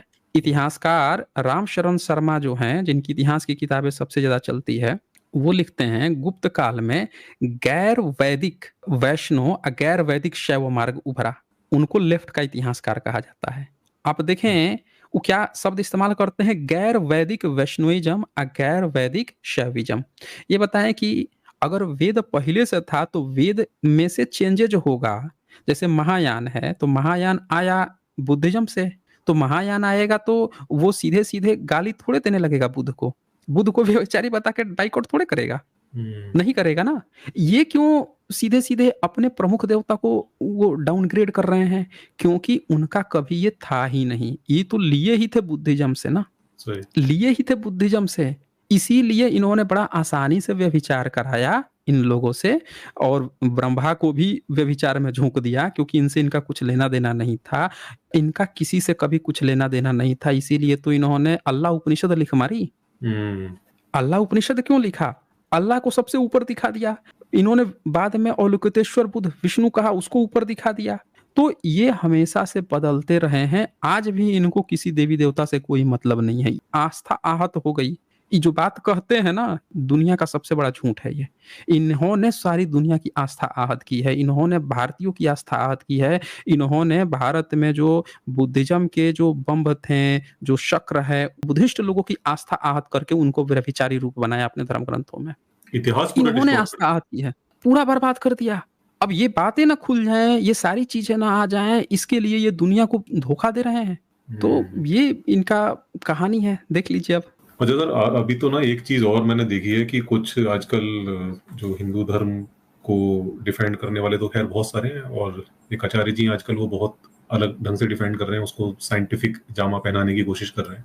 तो वो क्या कहते हैं, वो कहते हैं कि जो बुद्धा हैं वो तो सच्चे वेदांती हैं, वो मतलब उल्टी गंगा बहा रहे हैं। क्योंकि जब जो बुद्धिज्म की अगर फिलॉसफी अगर आप पढ़े, उसके बाद आप उपनिषद पढ़े, तो मुझे लगता है कि जो उपनिषद लिखे गए हैं वो कहीं ना कहीं जो बुद्ध की जो फिलॉसफी है वहां से इंस्पायर्ड है, और उसी का एक कहें कि ब्राह्मणिकल वर्जन जो है एक उपनिषदों के रूप में पेश किया गया है। तो आज कुछ लोग कह रहे हैं कि जो बुद्धा थे वो सच्चे वेदांती हैं। मतलब आप देखें कि झूठ बोलने की, दरअसल सारा खेल तो सबूत का है ना, सारा खेल ही सबूत का है। अब इनके पास कोई सबूत है नहीं। इनके उपनिषद जो हैं, अगर वेदांती हैं तो अल्लाह उपनिषद फिर कैसे आ गया? अगर इनके वेदांत जो हैं, उपनिषद अगर पुराना है, तो भाई बुद्धा ने तो कभी नहीं कहा कि अप्सरा और ये वो के पीछे भागो। और इनके यहाँ तो कौशितकी उपनिषद चैप्टर 1 में ही 500 हूरों की चर्चा है, 500 अप्सराएं हैं। इंद्र का ब्रह्म की प्राप्ति होगी तो इनके सीधे 500 वो मिलेंगी। एक और पढ़ाता हूँ इनको। इनका उपनिषद और वेद का जो काल है वो तभी जन्मा है जब ये विष्णु और शिव का जन्म नहीं हुआ था। ये मैं आपको दिखाता हूँ। कौशितकी उपनिषद जो है, इसको मैं शेयर करता हूँ। इनके पुराने जो 13 उपनिषद हैं उसमें से ये एक है। ये मैंने शेयर किया हुआ है, उसको जरा दिखाइएगा। ये इनके वेदांत का देखें। ये क्या कहता है? कौशितकी उपनिषद चैप्टर 3 का पहला ही श्लोक है। इंद्र कहता है, तू मुझको ही जान। जैसे वेदों में इंद्र ही प्रमुख देवता है, इनके उपनिषद में भी इंद्र ही प्रमुख है। अब मनुष्य के लिए मैं यही उत्तम व हितकारी मानता हूं कि वह मुझे पहचाने। मैंने त्वष्टा के 3 सिरों वाले पुत्र को मार डाला था। अब बताइए कि इनके उपनिषद में मार काट की बात चल रही है। बुद्धिज्म में तो कभी किसी ने नहीं कहा है कि भाई मार दो, काट दो। इनका देवता जो है मारने काटने की बात बोल रहा है, कह रहा है 3 सिरों पुत्र को मार डाला था। वेद को न मानने वाले, वो न पढ़ने वाले सन्यासियों को मैंने भेड़ियों के आगे फेंक दिया था। अब बताइए बुद्ध जो हैं ऐसे फालतू और बेहूदी किताब से ज्ञान लेंगे? बताइए, कह रहा है कि जो नहीं मानते थे वेद को उन सन्यासियों को मैंने भेड़ियों के आगे फेंक दिया था। अनेक संधियों को तोड़कर मैंने आकाश में प्रहलाद के वंशजों को मारा था। बताइए संधि जो होती थी कि भाई हम म्यूचुअल समझौता है, आप हम पर हमला नहीं करेंगे, उसको तोड़ के उसके वंशजों को मारा था। अंतरिक्ष में पुलोम के वंशजों और पृथ्वी पर कालकंज के वंशजों को नष्ट किया था। फिर भी मेरा एक बाल तक बाका नहीं हुआ। जो मुझको जानता है उसका लोक सुख कभी नष्ट नहीं होता, चाहे वह अपनी माता की हत्या कर दे। देख लीजिए, ओह! माता जो है बुद्धिज्म में सबसे ज्यादा प्रेफरेंस दिया गया है। बुद्धिस्ट राजा अपनी माताओं का नाम आगे रखते थे। जैसे आप देखिए गौतमी पुत्र सतकर्णी, गाकी पुतस्य सुघन राजे, अपनी माताओं का नाम आगे कहते थे। इसी तरह से बुद्ध के जो भाई थे नंद, उनके पत्नी का नाम था सौंदरा, तो सौंदर्य नंदन अश्वघोष ने किताब लिखी। बुद्धिज्म में यह प्रथा थी महिला का नाम पहले होगा। इसी की कॉपी करके आगे चल के इन्होंने राधे कृष्णा लेकर आए हैं। राधे तो इनके यहाँ पहले थी नहीं, बाद में जब लेके आए तो बुद्धिज्म की कॉपी मार के राधा का नाम आगे किया। सीताराम में सीता को आगे किया इन्होंने। ये सब कॉपी पेस्ट यहाँ से किए हैं। अब देखिए इनकी क्या कहती है, जो माता की हत्या कर दे, चाहे अपने पिता की हत्या कर दे, देख लीजिए माता पिता की हत्या करवा रहे हैं, चाहे चोरी करे, चोरी भी करवा रहे हैं, चाहे भ्रूण हत्याएं करे, देख लीजिए भ्रूण हत्या की भी प्रेरणा दे रहा है इनका उपनिषद। जब वह पाप कर्म करता है तब भी वह उसका मुंह काला नहीं होता, उसके मुख की कांति फीकी नहीं पड़ती। आइए है कौशिकी उपनिषद चैप्टर 3 का पहला नंबर श्लोक। देख लीजिए यहाँ लिखा हुआ है, न अस्तेन न भ्रूण हत्या न मातृवधेन न पितृवधेन नाश्य पापम चक्रिशो मुखान नीलम वेतिति। अब ये कोई भी देख सकता है यहाँ पे कि ऐसी फर्जी बेकार किताबें बुधा इसको पढ़ेंगे। आप कोई भी व्यक्ति सुन लीजिए जिनका जन्म भी उस समय नहीं हुआ था। तो ये सब लोग देख सकते हैं कि बिना किसी सबूत के, बिना किसी जानकारी के अनर्गल। अच्छा, ये काम कौन किया था भारत में जिसके नाम पर अभी शिक्षक दिवस मनाया जा रहा है? शिक्षक दिवस 5 सितंबर को सर्वपल्ली राधाकृष्णन, उसने अपनी एक किताब लिखी थी, उसी में ये सब बात लिखा है। लिखा उसने क्या कि बुद्ध जो है उपनिषद से ज्ञान लिए थे। अच्छा, अच्छा ये हाँ, वहाँ से शुरू हुआ है। हाँ, मैं बता तो रहा हूँ कि ब्राह्मण जब राष्ट्रपति बन गया, कोई प्रधानमंत्री बन गया, वाइस प्रेसिडेंट बन गया, आप बैठ के इंग्लिश में भारत का इतिहास ऐसे सब लिख रहे थे। इंडियन फिलॉसफी नाम की उसकी किताब है। हम लोग अभी कर रहे थे उस पर स्ट्रीम, उसमें हम लोग उसको दिखाए हैं।